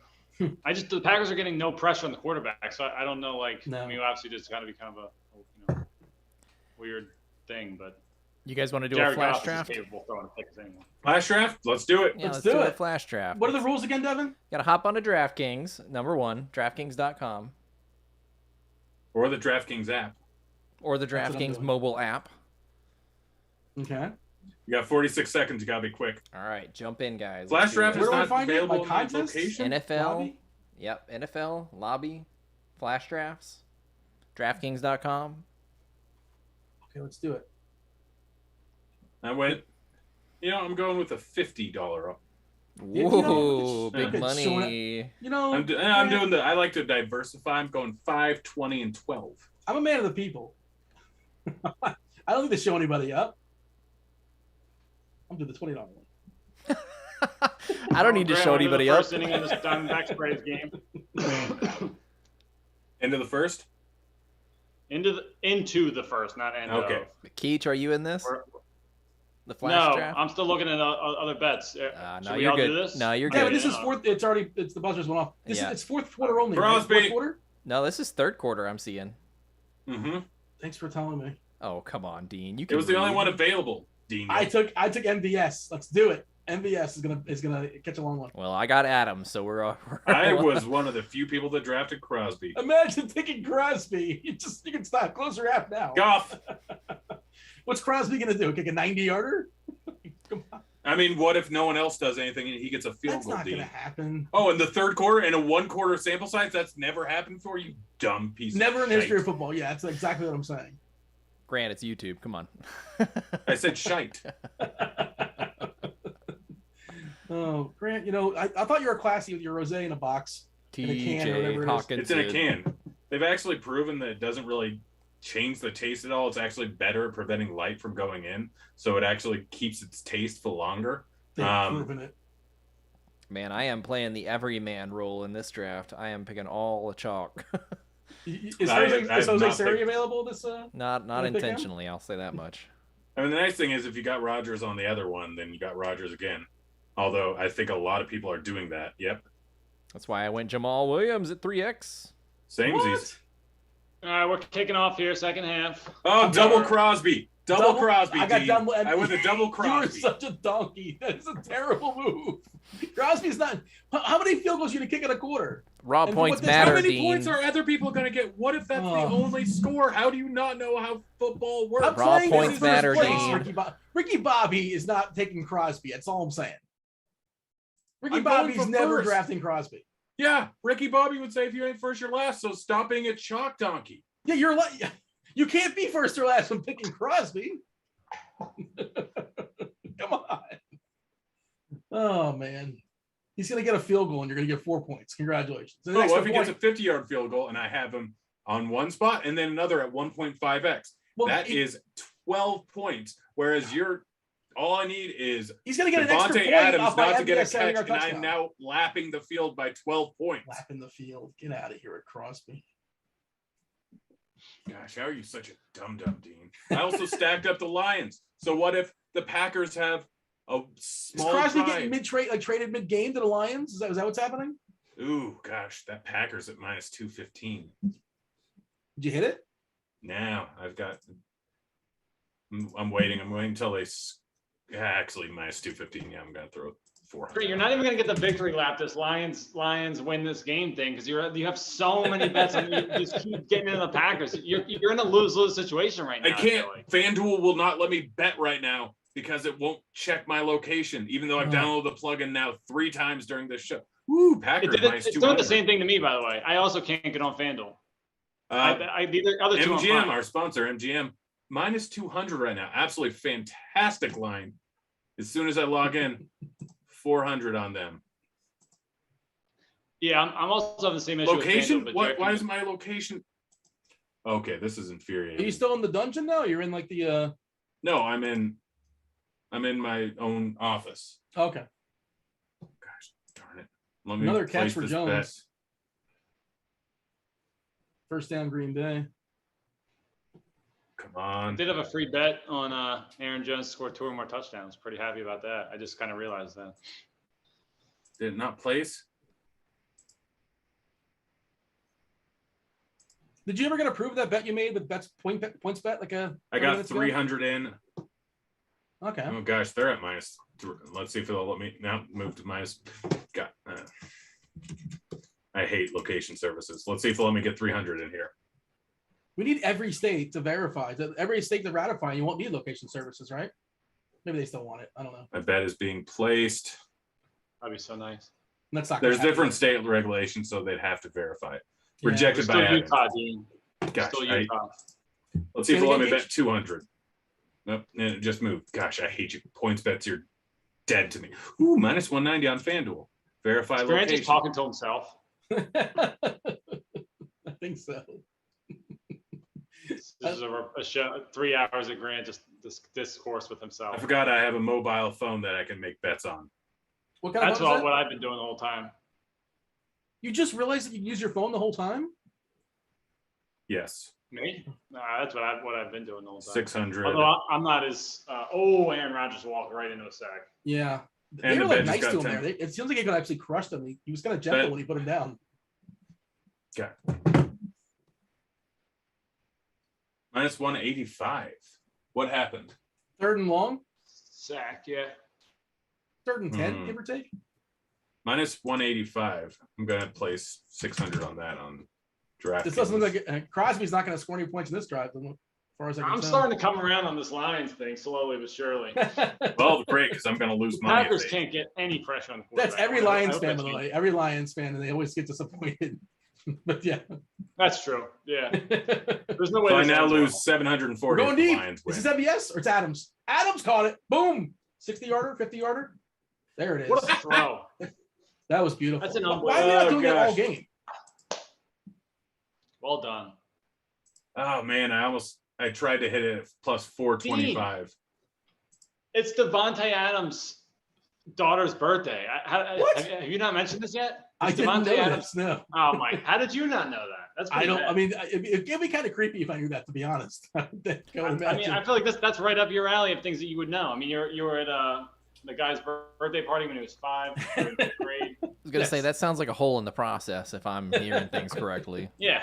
was not baked into the projection sketch. No. Yeah, we don't have a weight for that one, sadly. Yeah. Like, so What do you think? the whole narrative. Go ahead, Grant. The Packers plus 270, or the Lions plus 270. Coming I back don't on know that, why yeah, I it's mean, it's not crazy. It's an okay line, I guess. What were you gonna say, Dean? I was just curious what your general thoughts as far as narratives are. And, I think there is something to it sometimes. And look, Williams got back in Green Bay. He was there for a long time, obviously. And if they have the ball on the 2 or 3 yard line, like maybe depending on the situation in the game, but they would it'd be cool to get him a touchdown, I suppose, and have him jump in, into the leap. You don't really see that too often from the opposing team, but I don't know how much they're thinking about that in game, but if the games are in hand one way or the other, maybe they put him out there. I don't know how to quantify it. Yeah, I think you nailed it. I mean, I don't think it really matters for the most part, but yeah, it's like if they find themselves in a situation where it doesn't, there's not a whole lot riding on it. It's let Jamal Adams get a 1 yard touchdown and potentially, it doesn't really matter. But yeah, if things fall perfectly and it's there's not a huge consequence kind of either way, then yeah, I feel like, that's when those things come into play more. But I don't know. It's, yeah, I feel like sometimes it seems like it works out. Sometimes it means absolutely nothing. And there was the old thought of the squeaky wheel thing. And I think even Manning even talked about it. Peyton Manning talked about, if your one receiver didn't get, a certain number of balls or didn't have a big day the week before or 2 weeks in a row, you get them, the quarterback can dictate who the ball goes to, Yeah. So, What? I think he might have been the one that he was the first guy where I started believing it, where it seemed like, I think I don't know, 6-7 years ago, when they had Sanders, Julius Thomas, Demaryius Thomas, all those guys where it's with one of them have a slow week, you kind of for DFS purposes, we were always loading up on the other guy. Especially Dylan Peters after 64 pitches. Imagine playing Dylan Peters. Oh, you got his case? Is that what it was? Dean, that's your guy. Oh, he only threw 3 innings. Maybe they're just pulling back on him. Pittsburgh's going nowhere. Well, he got. Well, they've been playing it. They've been giving him 80 pitches. He also had 3 Ks through the first 4 batters, I think. And then he sputtered after that. He gave up 4 runs in the 3rd inning. So once he got out of it, they said that's it. They probably pinch hit for him. Yeah, it looks like that's what happened. Yeah. In the National League, that'll get you sometimes, obviously. Gosh darn it! All right, well, I'm down money today now, unless these darn Packers win. Baz, it was great. I mean, 5 strikeouts in 5 innings, 2 earned runs, 2 solo homers. But you hit the total on that one. The prospect for Tampa. Oh yeah. But I also hit Ray over 8.5, so I'm 1-2 on the day. Did the Rays win? The Rays are currently up 5-2 in the top of the 8th. Yeah, Philly's down 2-0 to Baltimore in the 8th inning. That's not a. Yeah. Yandy Diaz, 28 points. I think he hit a homer. He was batting leadoff versus Ray. Homer, 3 hits, 3 RBIs. Yeah. Somebody got swapped out of that game. No surprise. The Rose Arena. Not really sure what the story is there, but for some reason he's not playing baseball anymore tonight. All right, back to the game, boys. 11 minutes to go in the 3rd.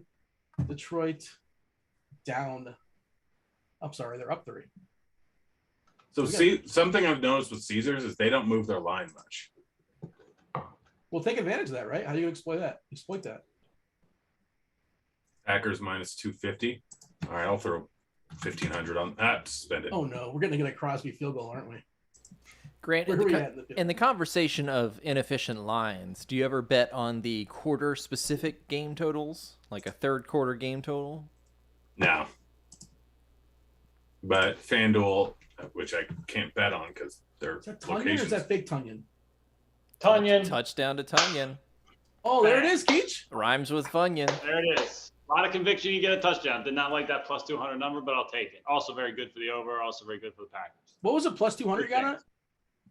Yeah. Keach, I've got it plus 360 over on FanDuel. Plus 370. The Lions? Plus 375 over on DraftKings. Plus 310. The Lions? Yeah.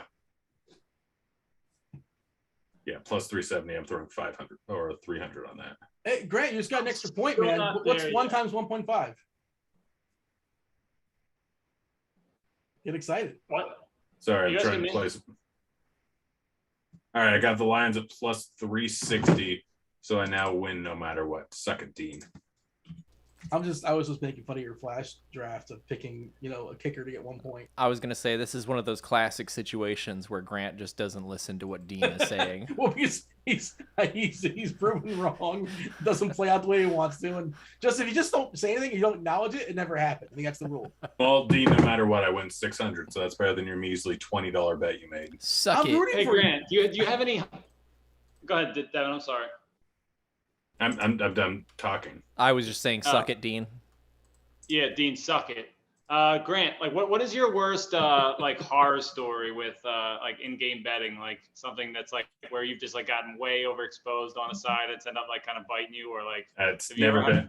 I am very disciplined, which doesn't seem like it because of the person I am. Yeah, I just have a hard time believing that. Yeah, no, I was a former accountant. I know how to run numbers, and I really don't care about money too much. I know you're a smart guy. Yeah, but I am incredibly disciplined. So the worst one I've ever had was less than $1,000 on in-game betting.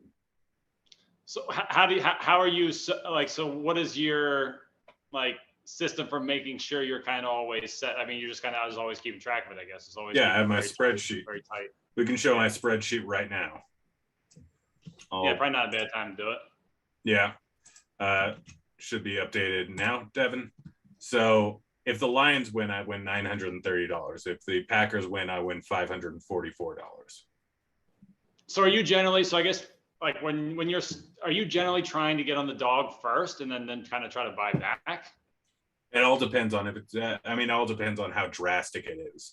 And when there's like, a lot of times people just don't understand. So occasionally if I just feel like live betting, I'll go throw like $200 like I did tonight. Like I thought Detroit was a bad line anyways. So getting it plus 460, I just threw $150. I'm like, well, they score on the first drive. I know that I can hedge out immediately, but more than likely people will overreact to it and I'll put a bunch of mine on Green Bay. Exactly what happened. I threw 900 on Green Bay, knowing that if Green Bay won, then I'd win. If Green Bay lost, I would lose some money, but they were still likely to win even after a touchdown. And then immediately people would overreact and Detroit line would shoot up there. And I got it again, plus 375. So really simple there. Then I throw my free bets on, knowing that I have a few, and that added an extra 150 to my profit margin. And then just constantly, every single time someone scores, pretty much just bet the opposite side because people are overreacting. If someone's down 7-0, people assume, oh, everything's screwed. My day's done. And there's no way. And they overreact and they immediately hit the other side of it because they're stupid. I am smart and I know that people overreact. So all I'm doing is essentially what a lot of people do in the stock market. They are betting off of overreactions. And that's what I'm doing. Right now, Detroit should not be this much of a dog. I just got them at plus 350. They're down 4 points. 4 points, and the Packers have not been able to stop them. Literally, keeper for 20 yards. Yeah, 18 minutes ago, roughly, Dean was saying, yeah, I'm kind of with you on this Lions bet. I don't think the Packers can stop it. And the Packers were minus 150 favorites literally 15 minutes ago. All it took was a touchdown. As soon as the Lions score a touchdown here, the Packers are going to be 120 favorites. That's it. Currently, I can get the line at plus 250, but I knew as soon as they scored, I could get the line at plus 350. I did. I hit it. I tried to get it plus 360, but FanDuel's location services are terrible. Right now, like I'm still thinking about hitting the Lions line at plus 285 because I know that they can come down here and at least get a field goal, be a 1 point game, and the Packers line is going to drop to around minus 280. Cheap meteorologist Kevin Roth, by the way, put out a tweet. Oh, if you have a follow-up, by all means. I was going to throw something out there that's meaningless, but go ahead. No, I mean, I think in this game, especially what Grant's doing is working out well because both of these defenses are have just been atrocious. Packers have zero push off the line. They've gotten no pressure. I feel like they just look terrible. You know what the best game is going to be since it's single. I mean, honestly, it's the same thing every single time. The best game to do it with is always Cowboys games because they're Cowboys and Cardinals games. They're so high paced, constantly going back and forth. Defenses aren't stopping people. Occasionally, you'll be a complete blowout. But if you did it in the Cowboys game either time so far, yeah, Packers already down to minus 160 favorites. 3rd and 1. Yeah, but like the high scoring games that are going to be constantly back and forth, it's just beautiful. It's why I love doing it in basketball. Like streaks happen, odds changes happen. Yeah, Packers down to minus 225. Gosh, I wish we would put more money on the Lions. First down, Hawkinson for about 15 down the middle. We're at the 33, 34 yard line. Chief Meteorologist Kevin Roth put out a poll on Twitter. Important fall food poll, which I take issue with that term. We'll talk about that maybe later. Is apple pie wildly overrated? And the only options are yes or no. What is it? I mean, rated is kind of subjective too, but is it wildly overrated? Keach? I don't know. Well, I mean, what is it rated? I don't know. Do people like apple pie? I've never heard anybody be like, "Oh, like I want a piece of apple pie." Like I never. It's an American tradition, a Thanksgiving thing, and it's on the board. The Family Feud as far as pies. It stinks. Apple pie sounds terrible. I mean, just doesn't even sound good. So I mean, is it overrated? I have no idea. I don't know. I don't know what people. I never heard anybody talk about. Kevin Roth, 95 years old, pick that off. No, who talks about apple pie? I never even heard that. You called Roth 95. Hold on, wait. You've never heard of apple pie? I've heard about pie, but I've never heard somebody under the age of 50 talk about it. Apple pie is delicious. I think you're thinking of like Pepperidge Farm, where you're thinking of like butterscotch, like sucking candy or something. Pepperidge Farm, first of all, Pepperidge Farm they have some good stuff. And if you're talking about Werther's, I'll get down on Werther's all day. Oh, who doesn't love a Werther's original? Werther's originals are legit. Yeah. What about peach? Butterscotch, very underrated king. What about peach pie though? If we're talking about pie, what about peach pie? You're bringing peach into the conversation. Hey, peach pie, peach pie, peach cobbler. We're talking about peaches. Peaches. Oh, good peach cobbler. You have to. I don't know if I've had peach cobbler before. I don't know what the difference between a pie and a cobbler is, but cobbler's so much better. So much better. I think cobbler's fancier. It's got a different like crust or something. Pinky out, yeah, for sure. By the way, it's 2nd and 10, and they're in Packers territory. They're still plus 250 favorites in some places. Why did they call timeout? What's your favorite? If not peach, if not apple, Grant, what's number 1 on the board for you? Favorite pie? Yeah, a fresh strawberry pie. Really? Oh. Yeah, the Sherry's has one. It's a chain that's similar to Denny's, Perkins up in the Washington. Northwest. Have a solid fresh strawberry pie, like just a whole bunch of strawberry compote, whipped cream, fantastic. But honestly, I'm a huge cheesecake fan. Oh yeah, I mean cheesecake's not pie though; it's cake. Well, no. It's its own category, but like you can't compare cheesecake will wipe out every single pie in the business. I'm pretty sure. Yes, that's for sure. Yeah, I went to the Cheesecake Factory for the first time, or not for the first time, but for the first time in a while. Like 2 weeks ago, got a piece of cheesecake. Holy! What's your go-to? What's your go-to at the Cheesecake Factory? I think it was coconut something. I forget exactly what it was called, but it had like coconut chocolate. I don't know. I forget what it was called. You want to ruin a piece of cheesecake? Throw some coconut in it. Macaroon, I think it was what it was. Oh, I want to say, but yeah, I think there was macaroon something. But yeah, that was delicious. It was really good. So they're talking about this in the chat, like Oktoberfest beer, and like this is the whole thing, like the whole, the spice latte, the pumpkin spice. How is something tasting better in like October than it does in May? It's the same thing. I don't get it. But it's how your brain works. Like smell is one of the closest associated senses with memory, like even more than sight. The smell of ocean will immediately bring you back to a childhood time being near the ocean.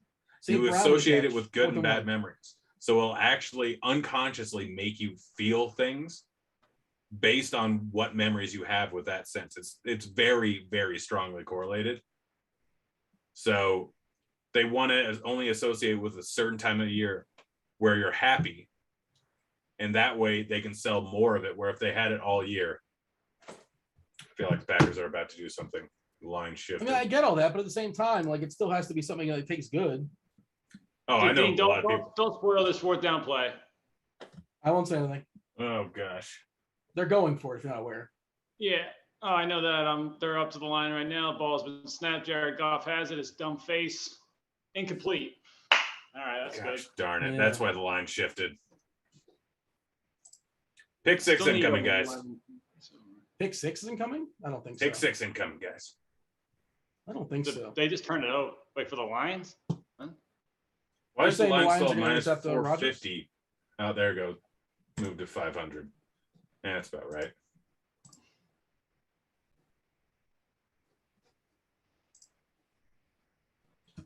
Oh man, my Lions bet's looking less and less good. You guys Although want to do I it? still don't. You guys want to do a fourth quarter flash draft? Oh, Flash draft. Blast draft. Should we wait until it gets closer to the fourth quarter so we have Yeah, more we got information? 3 minutes until this draft starts, so we got time. Okay. I Wait don't even until check my Crosby scores gets a on this. 50-yard field goal, Dean, you dum-dum. Crosby's got 1 point. Oh, I'm sorry. Excuse me. 1 times 1.5. So he's got 1.5 points. Crushing it for you, Grant. If he gets one with 3 seconds remaining in the quarter, hooey! I'm gonna be so rich. He's going to kick a Almost enough to 90-yard pay field off goal. my Man. What's darn- that? Is a 90-yard field goal worth 9 points, or is it just like the standard 6 and that's that? Like the most you can get is 6 points in a field goal kick, right? I think. If it's from 60 and beyond. I think so. I thought it was only 5, but I could be wrong. The ceiling is the floor, Dean. Ceiling is the roof. Again, I mean, obviously, we're not playing this game in the moon, so they're not going to be kicking 90-yard field goals. But just hypothetically, I wonder Who scored the last Green Bay touchdown? Was it Tanya? Yeah, Okay, I wonder how I'm doing in Showdown. I'm not doing so great.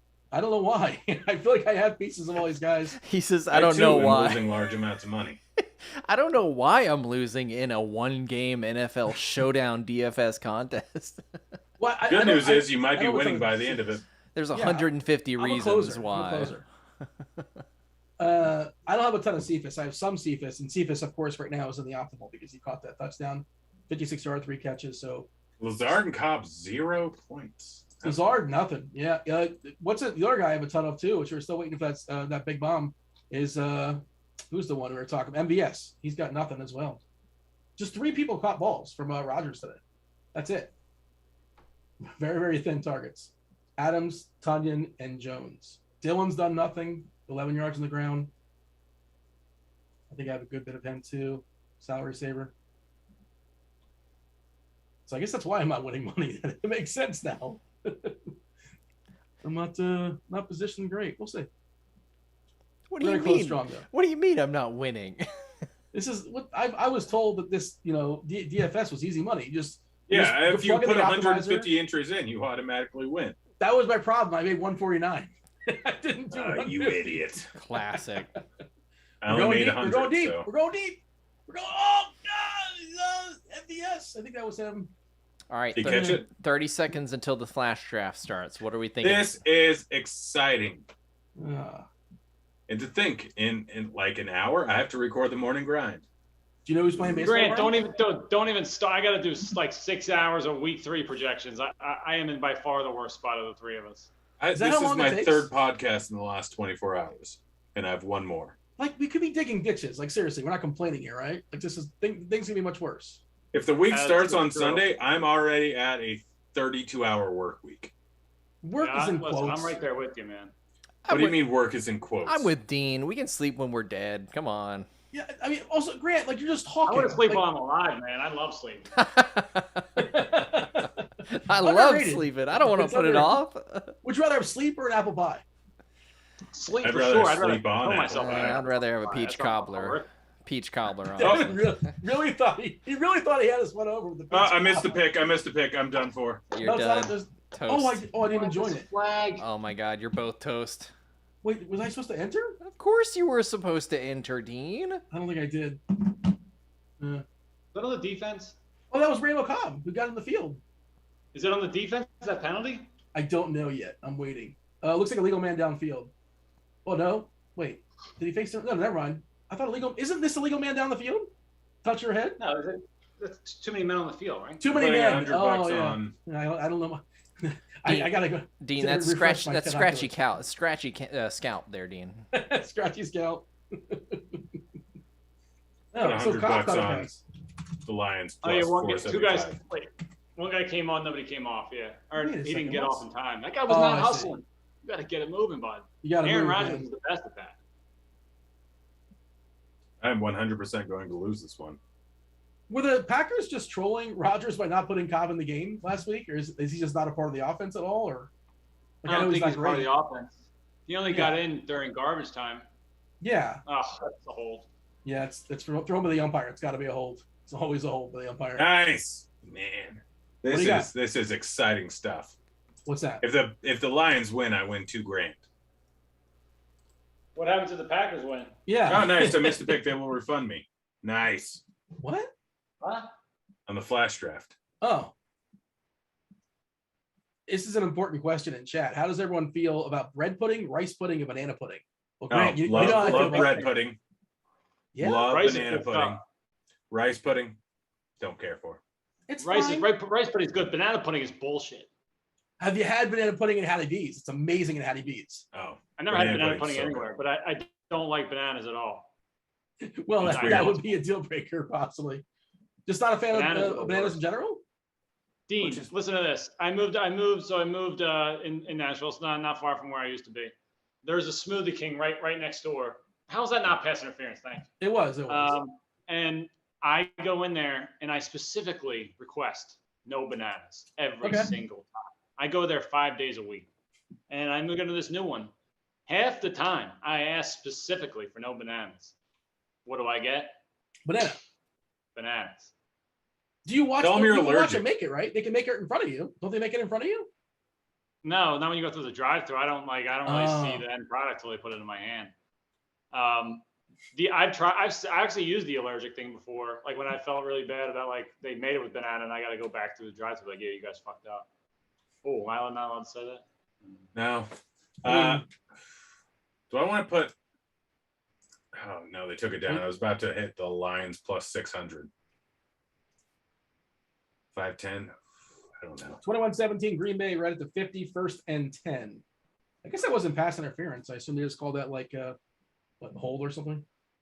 Pass interference. Are we going deep here? Play action? Plenty of time. Air it out. Ugh. This is exciting, guys. Triple coverage? Like that's the best you could do? That was not a great decision. Grant, there was 3 guys there, right? Plus 400 on BetMGM for Lions, Grant. Yeah, plus 475 on Caesars. I'm hitting. Whoa. See if it lets me. Yep, it got it in. All right, so I now have over $10,000 on this game. There it is. Gosh, I love gambling. Grant, I still can't even imagine how you do this. How regularly do you do this with like this constant like back and forth money line betting? Is this Not a often. thing for you? Not often. It just like it's very profitable, but it destroys me. Like yeah, I mean it is so exhausting. So it's nice doing the. You're like the Joey Chestnut of doing because like it's a lot of work to eat all those hot dogs and it's a lot of work mentally for you. To is that a good line way to just frame went it? up. I'm wondering if they got this 3rd down. It's 3rd and 7. Hurry up offense. Did they catch him again as far as changing defense? He got the snap off. He probably thought he was getting a penalty there. Cobb, yeah. They Cobb got the first down. I think he just wanted Cobb still in the field. Like he didn't just so everybody stay on. Don't kick him off the field. Oh, the line just. The way he just looked at Randall Cobb gave him one of these though. He's staying on the field. That's a gift right there, is it not? Like that's love. Find somebody to look at you the way Aaron Rodgers looks at Randall Cobb. He does love Randall. Oh, Randall Cobb is off the field now. He was giving up his career for Randall Cobb. If you're to believe the rumors that are out there. Good for him. I guess they're going 2, 3. What formation is this? Is it? Yeah, this Daphne guy's a tight end. So yeah, they're 2 tight ends. There's the Adams screen. Yeah, Adams family. Oh, Lazard. I was thinking, who is that guy at the top? Another TV show Grant probably loves egregiously. It's solid. Really? You don't watch the Adams Family? I did a lot when I was younger. Really? Yeah. The black and white one? Yeah, it's not as good as the Munsters. Which was first? Which one knocked off the other one? One of them definitely stole from the other one. I'm not sure which was which. Or which came out first. Why was the Munsters better? Happening here. Line's moving. FanDuel has it at plus 710 and Caesars has it Packers at minus 700. Packers. That's Caesars a big just number. not I would moving. never lay 700 right now. That's an egregious thing to do. I mean, 22-yard completed pass. Yeah, we're at the 12-yard Oh, line. wow, what a catch. That a boy, Devontae. I still need some points here. Yeah, Adam family. Do. Was that also on Hulu in 2009? No, I used to watch that on TV Land back in like 2000. Loved oldies. Loved TV Land. Do you still click what the is channels? What's that? What's this show? Like, do you still click the? Back in the day, there's remote, and you say, "Oh, I want to see what's on." You click the channels, go up, channel down. I can't remember the last time I've done that. Like, I go where I want to go. Every time I stay in a hotel that doesn't have a guide channel, it's infuriating. Yeah, that's a good call. Otherwise, though, like nobody clicks anymore, right? I don't think people click. People don't click. Why would you click? Wonder what the line moves to if this is interesting here. I love a good click. You know what's a bad great movie? Click. The Adam Sandler movie. Gosh, Click. Dean. So terrible. Dean, how exciting is this going to be when Crosby gets a field goal? And you're going to feel like an idiot. Probably is what we're looking at right now. Although I still don't trust the Lions defense to not give up a touchdown. Let's see if he gets a field goal, then I immediately go up into still not winning money. 1st and 20. All right. In Green Bay, the field goal gets them a 7-point lead. Yeah. Yeah. The line drops. I can hit the green. What do you think the line's going to be if Green Bay gets a field goal? I don't know. 550 minus 10.5. Green Bay. No, it won't be minus 10.5. If they're up 7. If they're up 7, it'll be minus 7.5 most likely. Minus 7.5 or minus 6.5, depending on what juice you get it at. Yeah, we're pretty much done with the third quarter at this point. This game is flying by. I keep thinking there's still like a half football to play. We got a defensive hold, so now it's 1st and 10 at the 11. Oh wow, that was a big call. That's good. I mean, 1st and 20 when you get a defensive hold, that's brutal. Obviously. Yeah, now they're in the exact same position as if they just. What's the flag? Alex Anzalone, the former Saint middle linebacker. Did not know that. Gosh, yeah, the line is not moving at Caesars. Technically, minus 700. You could hit the Lions plus 750 over on DraftKings. I don't hate them plus 750 at this point. If anything, you might have a shot to hedge. No, I mean, unless Green Bay just scored right now, I'm behind.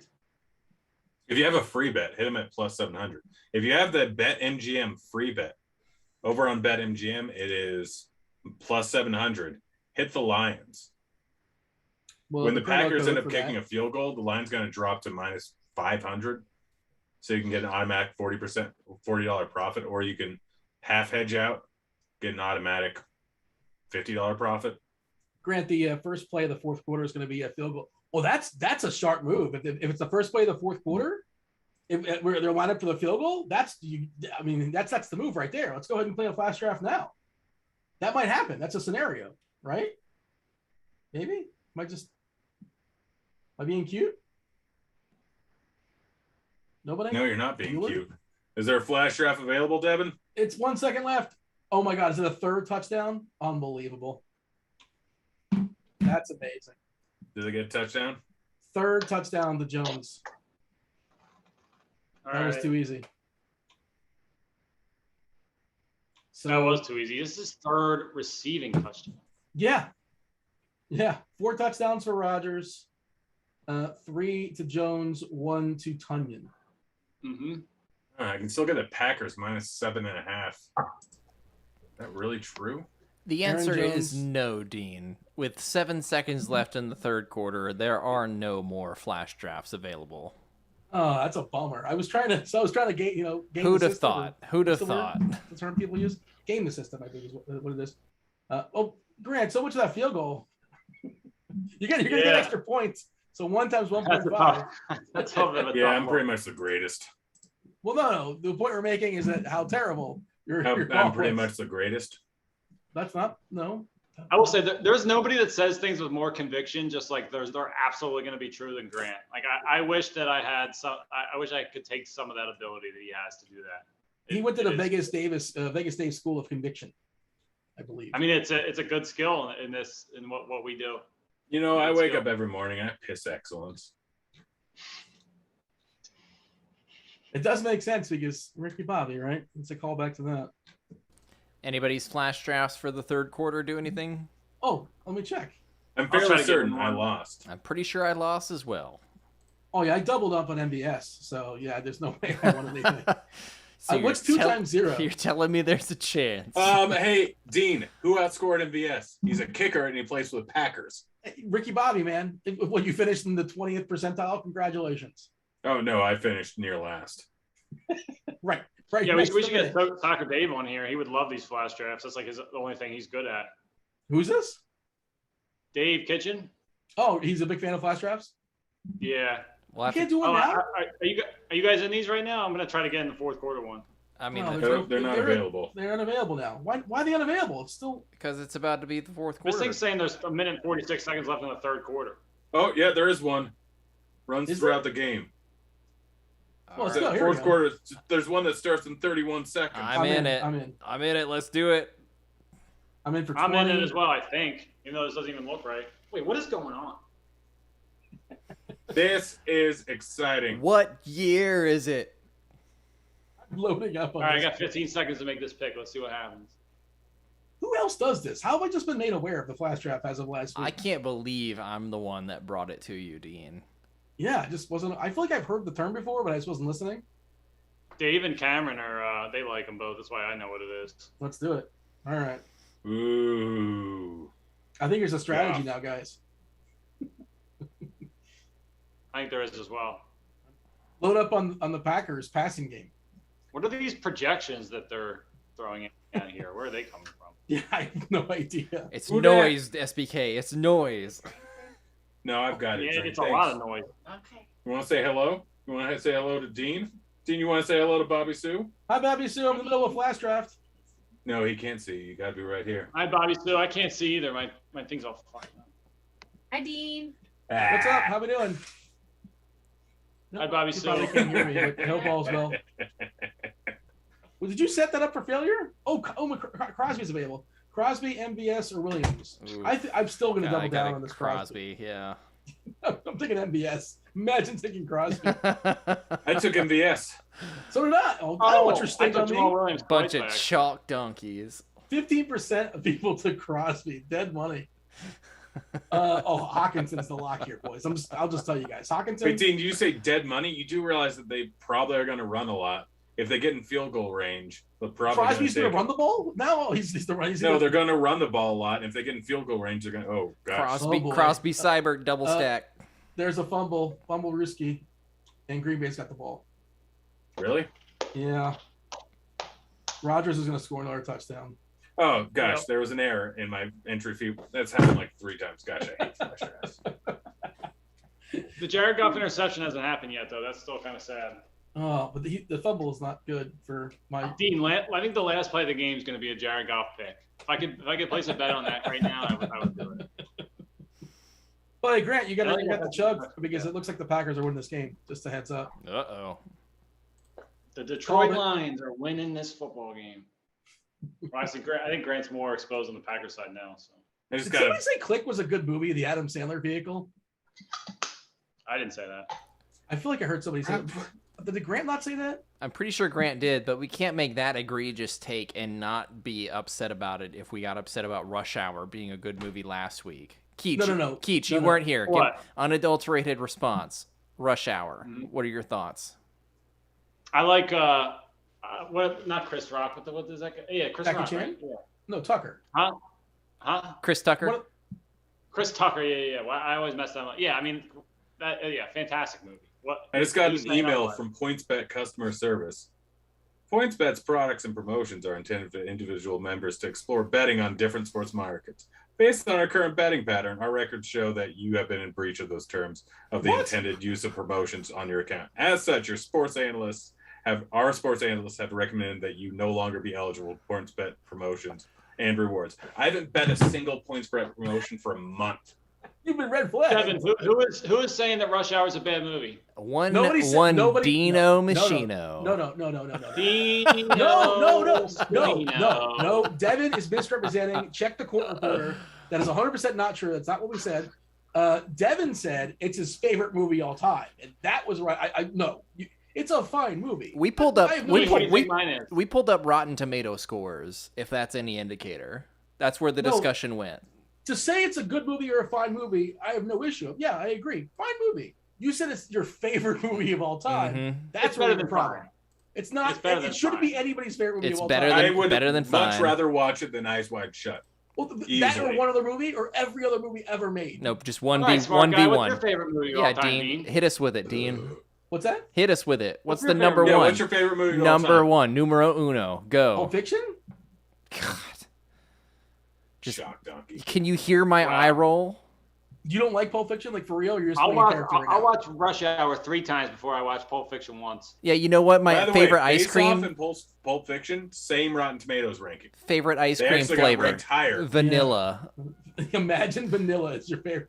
Vanilla is fine, but to say it's your favorite flavor, that's where we have a problem.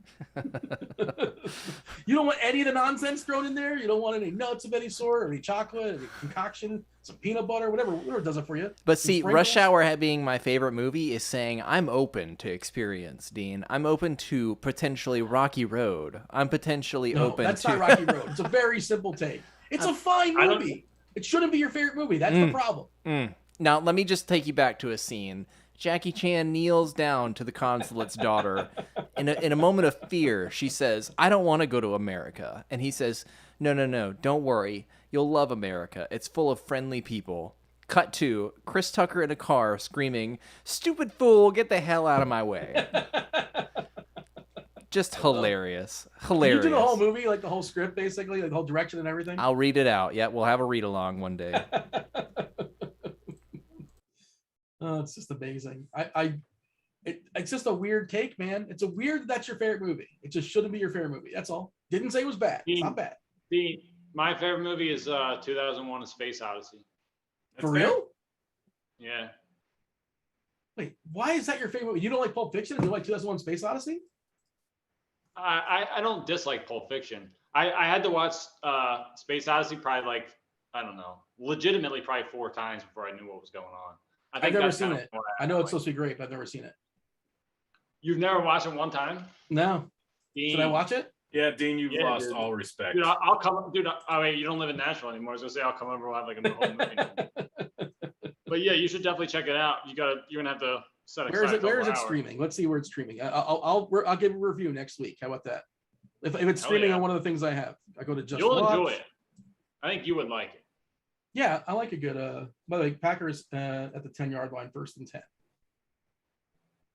We got a Another pass Robert to Adams, 1-yard catch.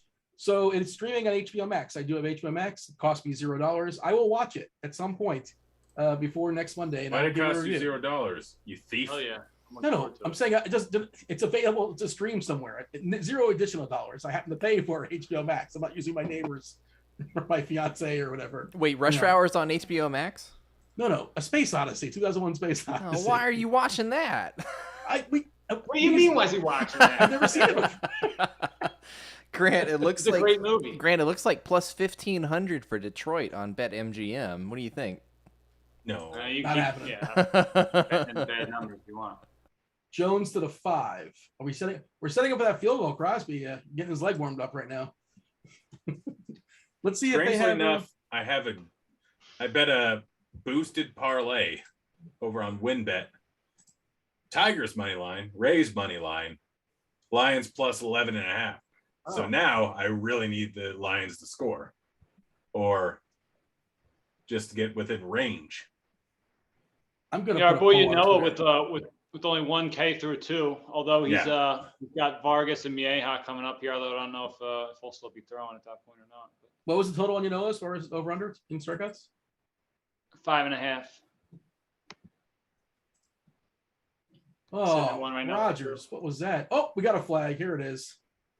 Is Jones going to get his 4th touchdown now? They're going to give one to What is Dylan? the penalty for? That It didn't. looked I mean, pass I'm interference or a rooting for hold. touchdown here. Probably gonna have a Hey, first I'm and goal barely for one. losing money on Yahoo. Only like $400. Neato. Devin, you're in luck. Rush Hour is currently streaming on HBO Max as well. I'll be right back, guys. I'm gonna go sign up for my streaming service. Oh, don't worry. I know a guy. His name's Dean Chavelson. He can give you his password. Yes, it's 1, 2, 3, 4. It's 10% of everyone. I have to put up a Twitter poll. And if someone says their favorite movie is Rush Hour, is that weird? Or is it weird? So. I think that most weird? people are gonna say no. That's not weird. I should It's be a so fine movie. I should be so honored to be in a Dean Shavelson at DFS_almanac Oh my Twitter gosh. poll. I feel like he's created like 10 polls about things I've said. So we got 4. So Jones and Captain is your winner. Did he score? Yeah. Yeah, I know I have some Jones and Captain on Yahoo, but no idea what I have them with. Oh, we have 51 right now, so the over is home. Oops. Should I be cashing out my Lions money line bets? I can cash out my $100 one for $7.34. I'm set up pretty well here for an undefeated night, although only 3 bets. So Grant, here's the problem with maxing the Yahoo contest. It's not that big. Like it's big, but it's not that big. And if a chalk lineup hits and everybody's splitting it, oh wait, never mind. Hold on. Let me see what everybody's splitting. I had the wrong thing on. Never mind. So currently it's like 10 people splitting $4,800, and the lineup is Jones, Goff, Hawkinson, Rodgers, and Cephas. Like that's pretty straightforward. Cephas is kind of a wild card there, and Goff's going to be chucking now to Hawkinson and Cephas. So I don't know how much that's going to change. We shall see. But that looks really, really strong, and it's hard to not see Jones close as the top scoring. And I'm sure in FanDuel it's the same deal. Oh, Jones's captain is absolutely the top. Yeah, I can't see that getting. He's got 4 touchdowns. And Rodgers has 4 too. But yeah, I don't. Did think Rodgers Jones- pass that to him? I wasn't even paying attention. No, he finally did not pass one to him. So Rodgers, who else did he throw a touchdown to? Tanyan, that was it. Wild stuff. Let's see. Let's see. Wonder what my best lineup is on the Yahoos. Takes a while to figure out because you have to scroll down. Sorry, I'm typing right now, and I guess I can't multitask. I'm putting the poll on the Twitter machine and want to see what the people say. And Devin, I'll run it by you before, just there's no bias, as far as the question. I don't want to lead the witness. I want it to be as straightforward. I want, whatever the people think, the people think. Heaven forbid we, lead the polling questions here with the answers. Would you find it strange? Is it odd if someone says their favorite movie is of all time, all the movies, is Rush Hour? Is that a reasonable way of phrasing that? Now there's some real leading in there. It feels like. No, well, you could say no. It's not strange. It's not odd at all. Like, what do you mean? It's a great movie. You're building it up though, right? Send it to me and I'll proofread, Dean. Oh, we don't have time for this. How about this? You put, is Rush Hour the greatest movie of all time? And if it gets 10%, you win. That's it. There we go. Grant's got the winner. No, because come on. Because 10%, of course, people like to watch the world burn. Of course, 10% of people are going to say, "Yeah, I like that movie. I laughed at it 10 years ago." Oh, Dean, look at it. Every single time something doesn't go his way, he is immediately like, "Oh gosh, no, we can't do that." You Nothing's donkey. There's no results on even playing. You suck. I'm anticipating the issue because people worst. like you are going to log in and say, "Well, yeah, of course it's the greatest. I love that movie," but you don't. In the moment, you forget that you like 1,000 other movies. Nothing more than Rush Hour because it's the greatest movie of all time. You don't believe this is not your. You don't believe that to be true. You were. Dude, I don't know what you're talking about. My poll finger is quivering over the screen of my phone. I cannot wait for you to put this, Dean. Yeah, me and all my 1,000 burner accounts. Yeah, I do have one burner account. Do you? Yeah, I've never actually posted or just to see things from people. Does somebody have you blocked that you want to see? One person did, and I couldn't understand why. Do you want to call them out? Who blocked you? No, I have no idea who it was, but I'm like trying to figure it out, and I'm blocked. I'm like, all right, F it. And I think I made. What did I make it? I made it something. I think I made one tweet, and it was a response To you. Me? Let's see. Did I ignore you? Let's see. I have one follower. Who's following you? Yourself? It's my best friend. Wait, I don't follow you. Oh, this is awkward.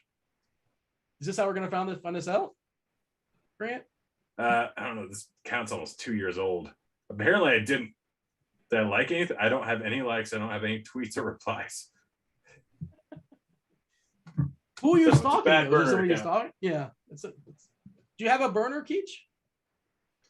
No, I don't have a burner. I barely tweet from my own regular account. Yeah, you're not. Yeah, I don't. Well, last time you tweeted was like 1972 or something. I retweeted something today. I think I tweeted. Oh no, I tweeted about the Houston Texans being a ridiculous line against the Jags in Week 1. And that worked out. That was the last time I tweeted. Yeah. 2 catches Did to that work Hawkins and out? it's still 3rd down. Was that sarcasm? It did work out. The Texans dominated the Jags in Week 1. Oh, in week 1, I was not paying attention because So I'm we can exhausted. play, brother. Yeah.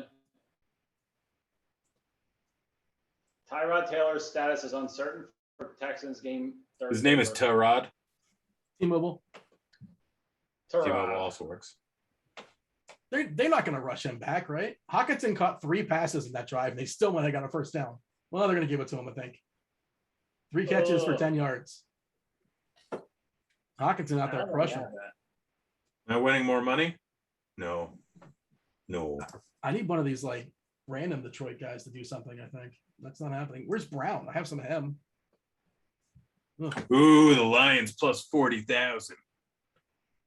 Are you thinking about getting long line spread at all, Grant? No, I already have the Lions plus 11, and I want a G if they win. Wonder. I was thinking about buying it at 17 and a half. I didn't do it. Well, I'm still kind of keeping an eye on it. Game lines. Let's see. Oh, I can get the Packers at minus 12.5. Hedge out of that bet. Lions were running into delayed games down 18 in the 4th quarter. That's something.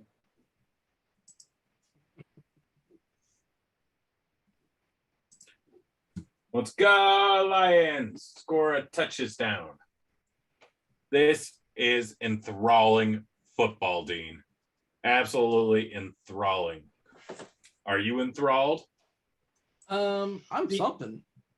Dean, I was so curious to see if the Packers got a field goal on that last drive. I was so curious if down 14, if Dan Campbell, if the Lions would have scored a touchdown, if he would have went for 2 or not. I really wanted to see what would have. He's not going for 2. I don't think so either. But I really wanted to see what would have happened with that, especially since I have a Lion or a Packers minus 6.5 ticket that would have influenced that. A decent deal. But now not quite as big of a concern. Dean, Dan Campbell, only former player of Bill Parcells to have coached in the NFL. Wait, say it again? Dan Campbell is the only former player of Bill Parcells to coach in the NFL. Really? That seems peculiar. That's wow. That's wow. kind of weird. Yeah. Cephas.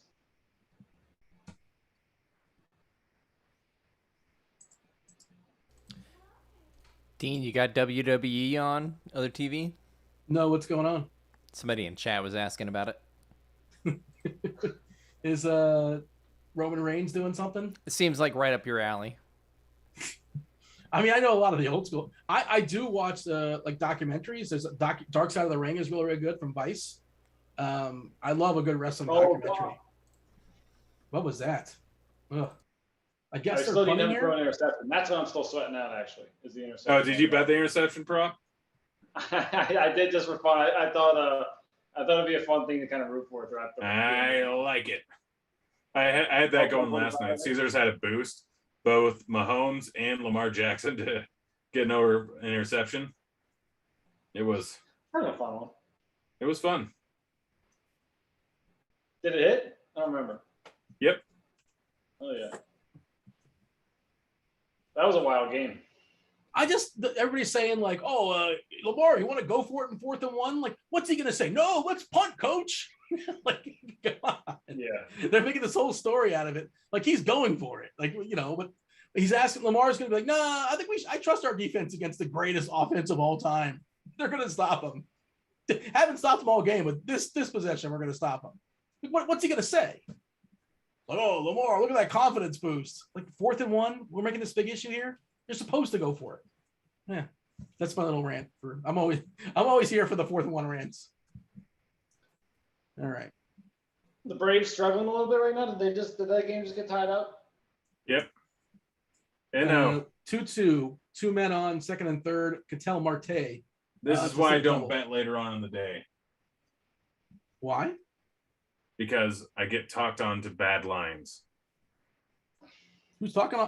You're not talking to me. Who are you talking to? I know during Grinders Live, someone talked me onto. I looked into the NO line. I'm like, yeah, no, that doesn't. Yeah, then I'll throw $500 on there. Well, that's money down the drain. Not yet. Yeah. Devin, I did post a poll. We shall see. The excitement is I'm on the edge. I'm in the edge of my seat right now. What does your wife think of this thing? She doesn't. Certainly, it's not her favorite movie. That's not possible. She heard me describing the scene that I told you about, and she texted me on the side simultaneously, "Oh my god!" Yeah, she's correct because she knew immediately that I was quoting Rush Hour. So the poll for the record: would you find it strange? This is as discussed.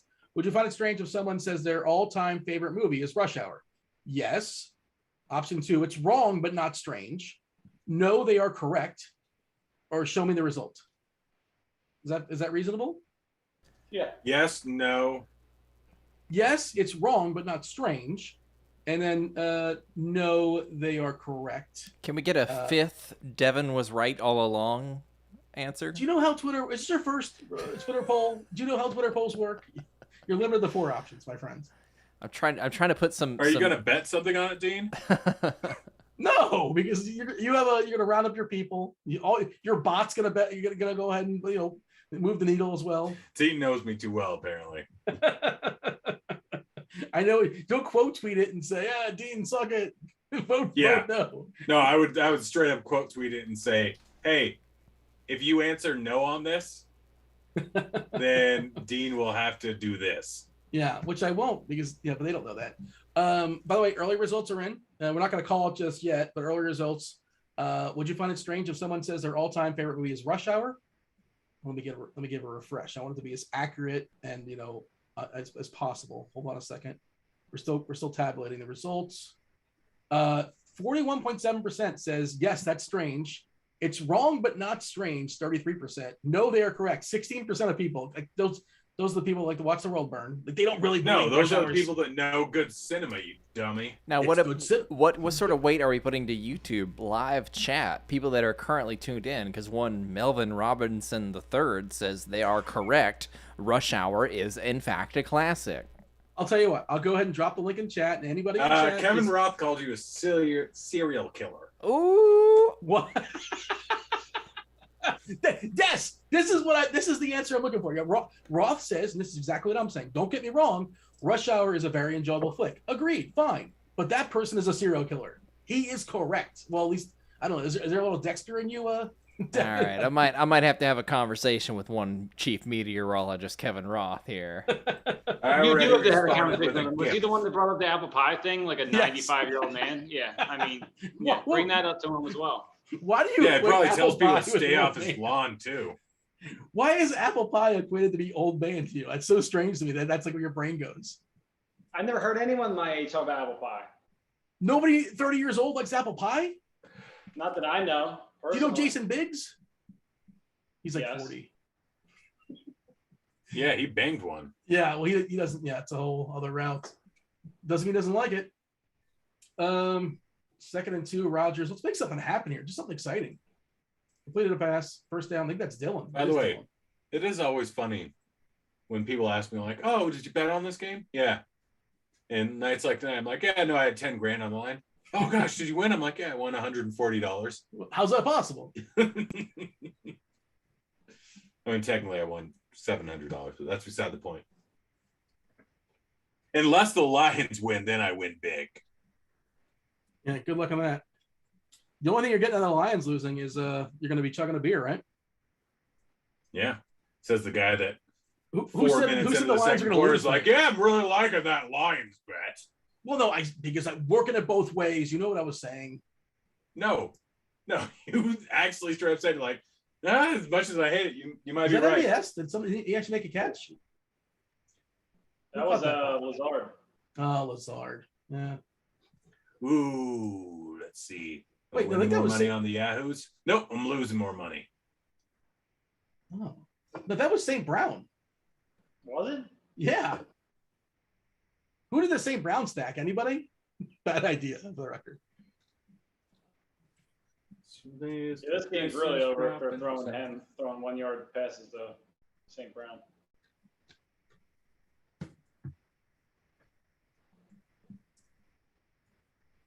I'm loving the fact that Roth went immediate to serial killer level for the rush hour take. I invited Roth on this show one of these weeks. He should come on and hang out with us. Oh, yeah. We'll debate.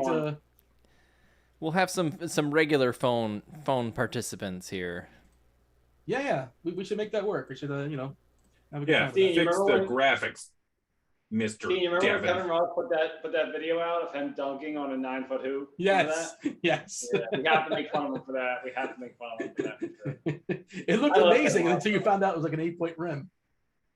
Yeah, it looked amazing. Yeah. Yeah. I was like, is this guy the next like Michael Jordan? And then I was like, oh no, he's dunking on a children's basketball hoop. He had his own hype, like the N1 mixtape or whatever. So response, Rush Hour is a top 10 movie for me, probably my favorite comedy of all time. That's still no. That's still like not, it's not top 10. It's not top 1. Well, if anyone who says, let's be honest, if you say something's a top 10 movie for you, you're not going to think it's strange that it's their favorite movie. Yeah. It's accurate. Fair enough. Like Pulp Fiction, probably a top 10 movie for me. I don't Wait, think it's strange. you were making fun of me for picking Pulp Fiction, and the whole because you're a time. chalk donkey. Okay, Granted, Boogie I'm Nights. the guy that- Boogie Nights is top 5 for me. Maybe Good Will Hunting, maybe Rounders. That's all solid. You can't mess with that. Good luck. Have fun. Try to knock those movies. I mean, try and mess with my favorite movie of all time, Shawshank. Yeah, it's a classic. It's the best movie of all time. Well, I mean, it's. Have you seen Rush Hour? Okay, second best. Hey, Dean, What did I I get on don't like Roth these today? little punches you're getting in, Dean. By the way, Shawshank Redemption audience score 98%. Hey, check. If you check don't the like box that office. movie, you are a psychopath. Check how much money that movie actually made at the box office. It was a bomb. Like it tanked in the box office. Yeah, it wasn't that. It still made $29 million. I mean that's not great. It doubled its budget. That is great. You're like an executive all of a sudden. Do you know what the most profitable movie was all time when you consider budget versus how much money it brought in? Oh gosh, Clerks. Is it Napoleon No. Dynamite? No, unless it's changed. That's a good guess though. Napoleon Dynamite. Avatar. No. You're not answering the question. No. Let's go for the We're biggest talking budget. about ROI. But yeah, no. What's his name? I can't pronounce his name. The guy from Super Troopers.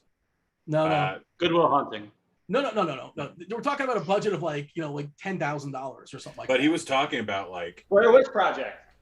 Yes. That was on the board like top 2, top 3, made by some UCF students represent. Blair Witch is definitely one of them, and the other one is from like the 60s or the 70s. Deep Throat, not for the kids. most profitable movie based on return on investment. Is that the poll you're looking at? Well, no, Deep Throat's one of them. I know it was like top 5 or something like that. Deep Throat's number 1. Yeah. $25,000 budget, $22 million profit. Yeah. Based on the Giants, yeah. Paranormal Activity, wow, really? Was 450K budget, 90 million almost. Fireproof. Where's Blair Witch? Isn't Blair Witch top 5? No, Texas Chainsaw Massacre, 140K budget, 14 million. The Gallows, Eraserhead. Ooh. How about the And Sharknado? Inconvenient Truth. They spent $1 million on that, made $46 million. Big Really? parade. I don't know. That doesn't seem like it. That's not as good an ROI. a Just Charlie 46X. Brown Christmas. 150K made $5 million. Yeah, I don't think this list. Let's do a quick poll. Eraserhead. How many people have seen this? I tried watching it and I couldn't do it. I tapped out. That's admirable, Dean. I'll give you points for that. I did attempt to watch it because David Lynch. And I'm not really a David Lynch guy, but I think he's Fight Club, right? I believe Fight Club says him. Yes. Oh, that's Fincher. Fincher. Yes, Fincher. What's David Lynch known for? What's his like? Mulholland Drive, right? Yeah, like what happened in that movie? I watched. That's a bit of a loaded question. Ago. I don't remember. Like I'm like it was interesting, but I'm like, what's happening now? We're straying Twin though. Peaks. Eraserhead. Twin Peaks is also him too, yeah. Which is another one like nobody knows what's happening in Twin Peaks. But both The Elephant Man. all three of those are a little bit different from Eraserhead. So yeah, again, Keach, Grant, you guys seen Eraserhead? No, it's black and white in the 70s. I wouldn't have thought so. Yeah. Did you like it? I don't like Is things that where I have better to than- read, and I don't like things in black and white. You like Clerks? It was all right. Black and white. I don't like what I have to read, and I don't like that it's in black and white.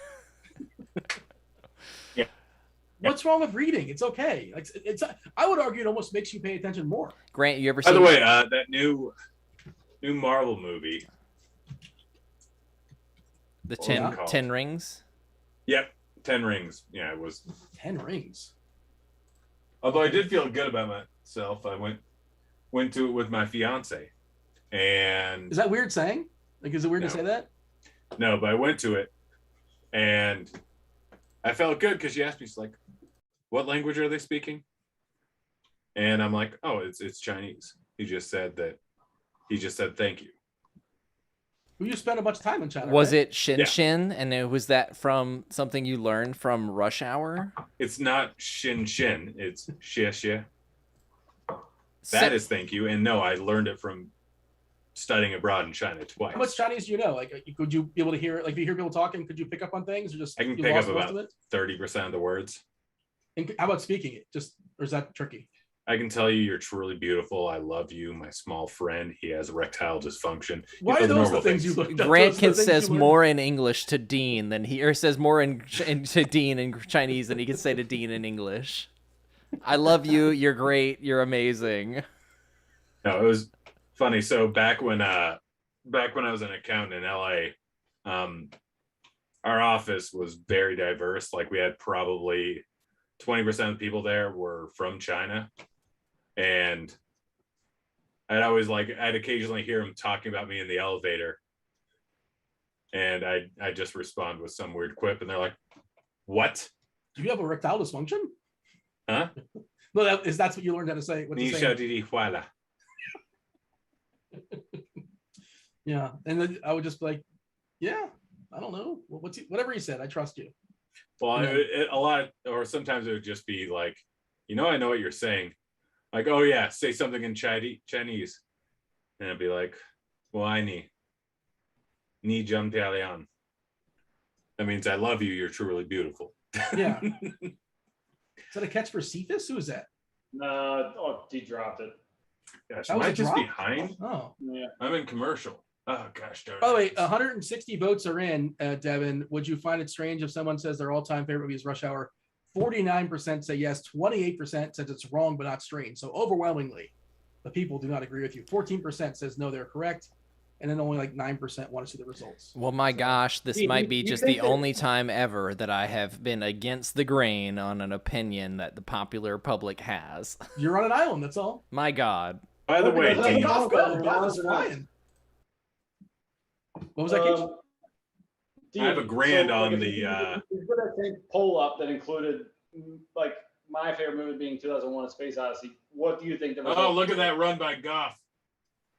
Well, Space Odyssey at least is like critically acclaimed, right? But I don't know. Most people haven't It's seen just too it. old, I think. Yeah. It's too old. Yeah, it's average 20, 30, 35, 40-year-old probably hasn't seen. Well, maybe 40-year-old, but like, I mean, I'm why 31. is that your favorite movie? That's just so. It's from like the late 70s, early 80s.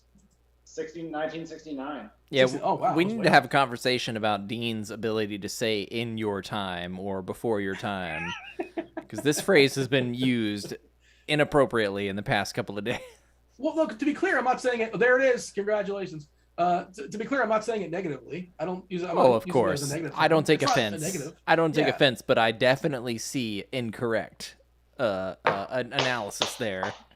Well, hold on. Grant, well done, man. You're saying that Keach's Time was Space Odyssey from like that? That's a movie from his generation? Well, no, I'm saying that your assumption of Keach's Time is way, way too far from what it currently is. What would you say? Give Keach a direct time window right now for his time. Oh, did they just pick it off? His time window, like the early 2000s, like late 90s, early 2000s. Keach, how many? That's his wheelhouse. How many pre-90 or pre-2000s movies do you know about? He knows them. Well, how many has he seen? Sixth Sense is the first movie I ever saw in theaters. I think I was 6 years old. Did that creep you out at 6? My parents took me at that time. It was the first movie they ever took me to. Was Sixth Sense. So. Oh no, and then Titanic within like a week or. But yeah, that was, I don't know when the timeline was. Those are the first two I saw. I'm not sure which one was first. So you saw Titanic at like 6. So that's 2-0 to before his time, Dean. Currently. Well, look, to be clear, like your time is not like you didn't peak at 6. Like that's not when his brain was like soaking in like in his most active and most aware. That's exactly when my brain was soaking in. Prior to this conversation, if he had said Titanic, you would have said that's before your time. No, Titanic was 1997, 98. 98. Now these aren't the stances I'm taking. The stances I'm taking are only that Titanic was.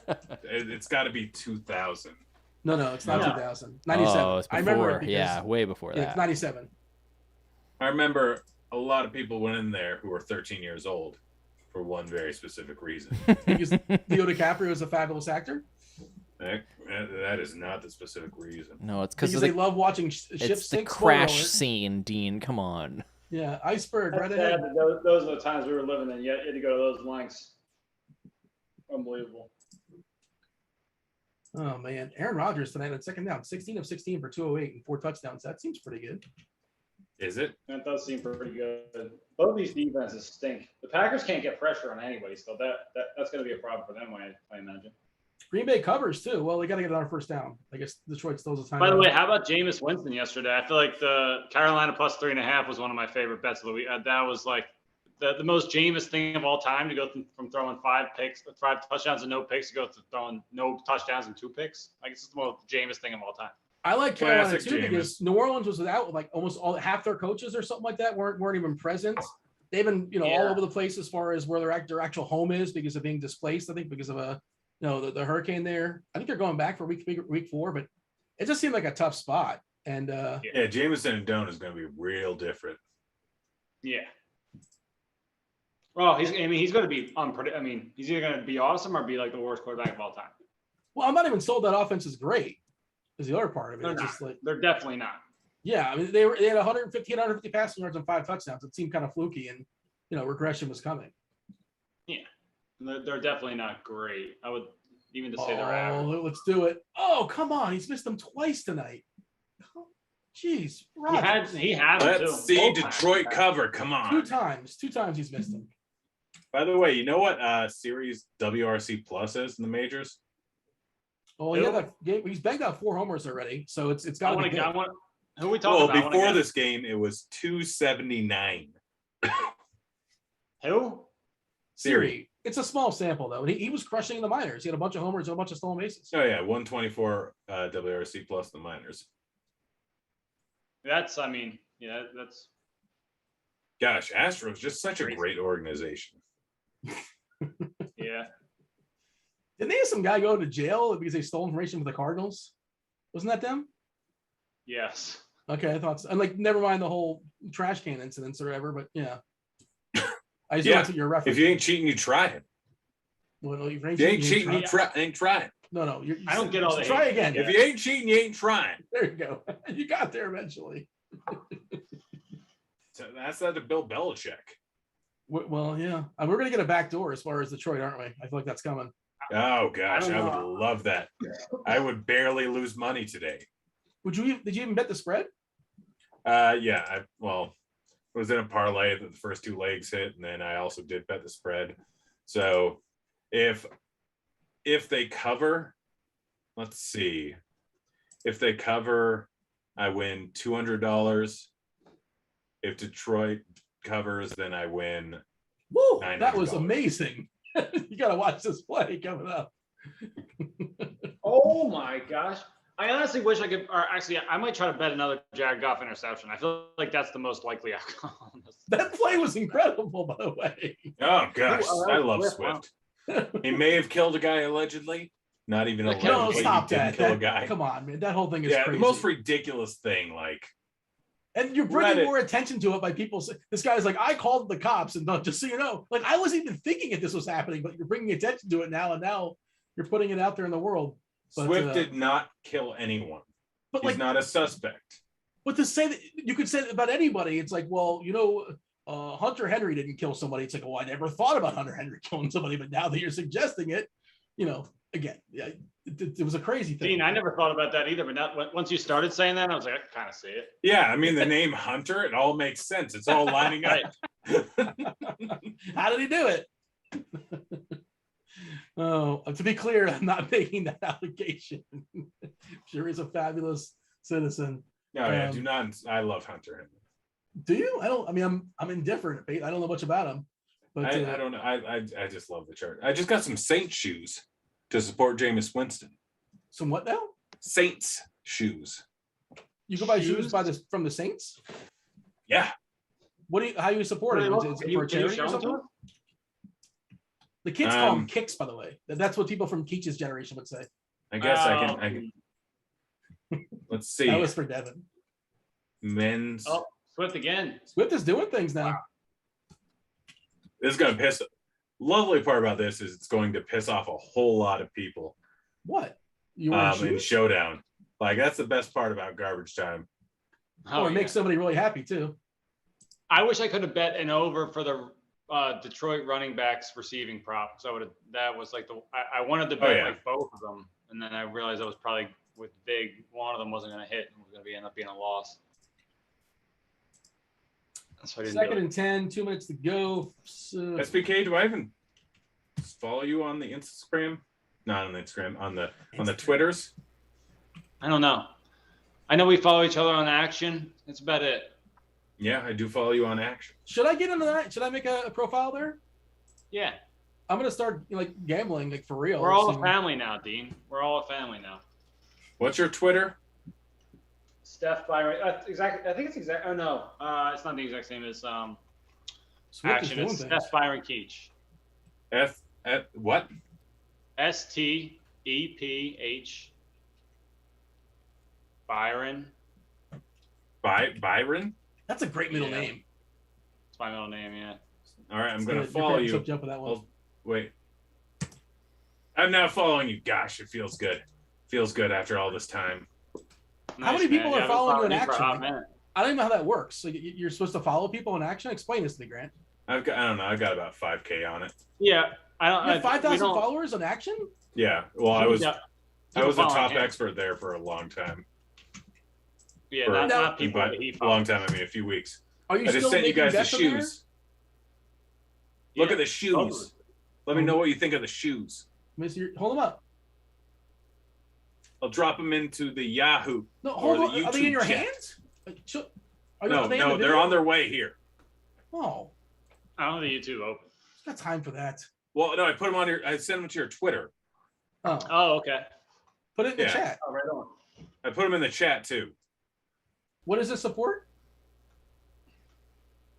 Wait, do we have closed captioning on here? We do. I think you can. How accurate is the closed captioning? Butter, truck, butter, truck. Oh my God. Grant, those aren't bad, man. Sure. Wait, I like clean your hands. No, they're on their way here. Are you just testing what it says in chat? Are you testing the accuracy?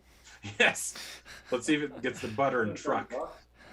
Let's see if it gets the this butter. Is so exciting. You think you're gonna stump it with butter like it's never heard? The caption guys never heard butter. Yeah, we got it with butter, guys. I don't think they get it. Why would butter throw them off? Do you know something that I don't know? Dean. I don't trust you. I think you're working an angle right now. No, you had your chance. Yeah, it hit. Oh man, it got butter. Oh. Man. Butter's all. It's 2 syllables, Grant. Butter. Parquet. Butter. Truck.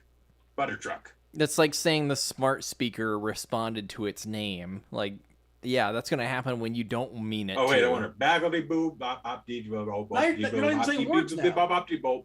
Well, of course, it's not going to get that. It's just gonna say quotation scatting quotation. Oh, if it does, that's so exciting. That'd be Gosh, amazing. I love this. next I love next this. level captioning.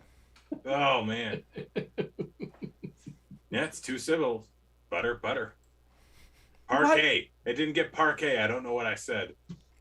Speaker responded. When you hear scatting, who's the first person you think of? I think there's a chalk answer. Scat man, skittle. Andy Bernard. Oh, we got Drago. Andy Bernard's a great answer too. I was thinking Louis Armstrong. Scatman Do is the answer, by the way. He goes Scooby Doo. I think I may have missed a one Scooby Doo there. Scatman. That's such a terrible song. Oh, that's what I play immediately. Like that's not on your playlist, is it? The Scatman? Oh yeah, I play it's that so bad. all the time. All right, I can't put that on the Rush Hour playlist. Scatman can't make it there. I'm sorry. It's such a terrible song. Oh, it's fantastic. Now, Cotton Eye Joe though, like. Well, that's before your time. Oh, there it is. But those shoes, Caesars had a promotion that's like, get a free jersey on us if you play $100 on NFL. I'm like, there's not any more jerseys I want. And it's like, oh, just a free $150 gift certificate. So I got a hat and I got shoes. What hat? And you one of the few things available. Rob NFL hat? Huh? Those shoes are nice. Oh, I know. They're solid shoes. And I mean, I want to support Jameis Winston after his eye surgery. I know it's been tough for him. Why does that support Jameis Winston directly? Like, why is it supporting Kamara? Look, you just don't know economics. You just don't know it, Dean. How is that supporting Winston? It's not. He's not getting a piece of that. He's getting $0. You just don't know economics. Buy low, sell high. What's so hard about that? Well, no, actually, economics is the study of scarcity, buddy. Aaron Rodgers, mullet or not a mullet? Is that a mullet? I can't. He's wearing a hat. No, it's not a mullet, Dean. Do I have a mullet? Let me see. Mullet's longer on the top than it is on the back, right? No. Short. No, it's party in the back, business in the front. Business in the front. Longer in the back than it is. Party on in the back. Wait, no, maybe it is a mullet. I don't know. What is a mullet? It's business in the front. So it's short on the side. Oh no. Oh yeah, Grant's got a mullet. Hold on. Yeah, I 100% have a mullet. Hold on a second. That's interesting. What? Devin, is that a mullet? That's a mullet. You talking about Grant? No. See, here's the thing, Grant. The key to the mullet is it's the hair in the back that's long, and your hair, you have the front hair that goes all the way back. But I have no side hair. I mean, you got party all around though, is the issue. I don't have party on the sides. I have business on the sides. Well, it's party on the back because you got it swept to the back. Derek in the chat was Scatman Lou Vega. No, that was Lou Vega was Mama number 5. That's not a mullet. Technically, it's actually it's a mohawk that isn't mohawked. The key to a mullet is the hair on the back. Your last hairs and the behind your head have to be the longest hairs. And your longest hairs are from the front. So I don't think that's a mullet. Now, Grant, you just need a haircut, bruh. What qualifies as a mullet? Grant's definitely qualifies as a mullet. Anybody that's saying otherwise is wrong. No. I mean, very technical definition. I don't know. We got Dean on the show. We need the very technical definition. Well, yeah. If we're getting technical, a mullet is a hairstyle in which the hair is cut short at the front and the sides and is longer and back. So it's pretty close. Got a W for Dean, it sounds like. Yeah. I know my mullets. www.dean.com. Yeah. Don't need the third W for Dean. WorldwideDean.com. Why is it so shocking that I knew this? You had to ask. Well, shoot. Let's man. see. Let's see how I ended up today. I lost money. It's unfortunate. I almost for sure lost money because of baseball, sadly. Any of those flash drafts pan out? Oh, that's a good question. Oh, that's a good question. Oh no, I didn't do that. No, I lost. Oh, he says hopefully. That's a great question. $809.62. Gosh, I love a good spreadsheet. Man. Spreadsheets are great. And it was on $15,000. So not a terrible. Oh, I did ROI. win money. On the flash draft? Well, you had Tunyon, right? Yeah. Nice. Huh? Oh, I didn't win a ton of money, but yeah. Hey, profit's a profit. W's a W. Yeah. Gosh, why did I let them talk me into NO? Pretty ugly all the way around, though. But yeah, undefeated and no losses on the betting card tonight. That's nice. Keith, you couldn't look any more comfortable, man. Before you had your feet kicked up, you're laying back on the couch. That was just chilling, man.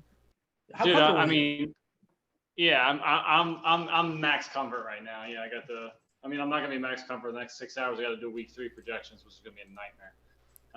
But yeah, dude, I like this new recliner I got. A whole nice sectional, 3 recliners, two cup holders.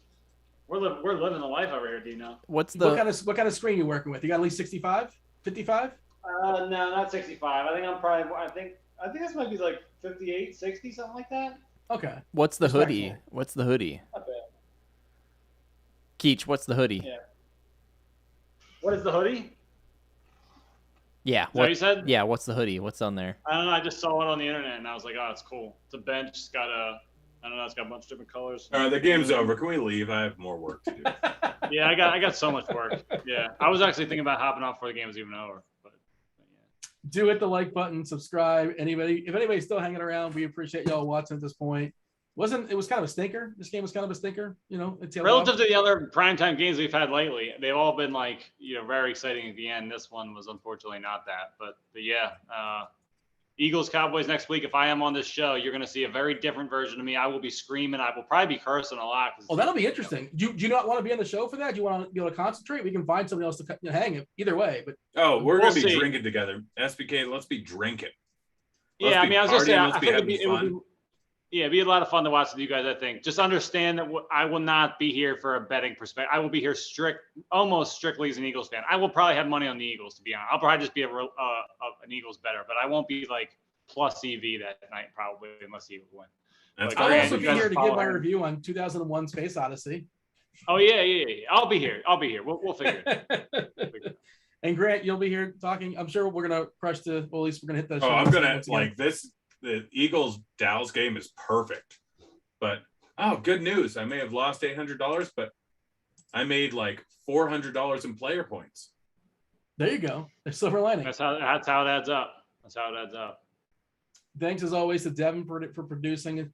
Grant, you're going to go ahead and talk about the morning grind. Do we even know who's playing baseball? Have you looked at the slate yet? No, but I have the next 45 minutes to research, and at this point, I know everything anyways. Yeah.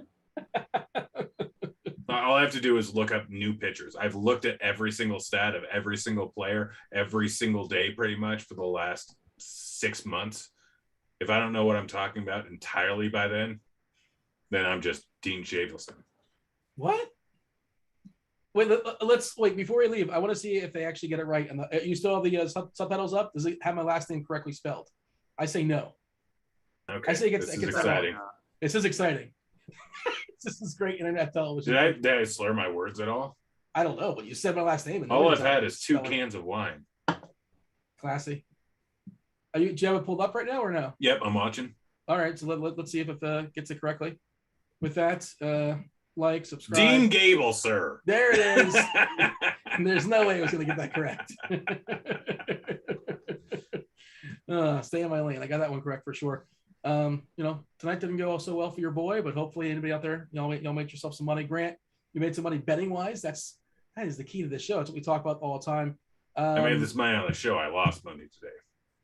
I was undefeated. I had an undefeated betting night. There you go. 1-0. It's all scoreboard. It's all that matters. 1-0. No, 3-0 or 4-0. 4-0. Yeah. 4-0. I was like 4-8. And Devin, did you win anything? And did you win the flash draft? Anything for he probably turned off his mic already. Yeah, Let's just go. Let's get out of here. I had prepped some credits there, Dean. So that was Devin. Appreciate you hanging out with us the whole time. Grant, SBK. That was football. We're out of here. Holler.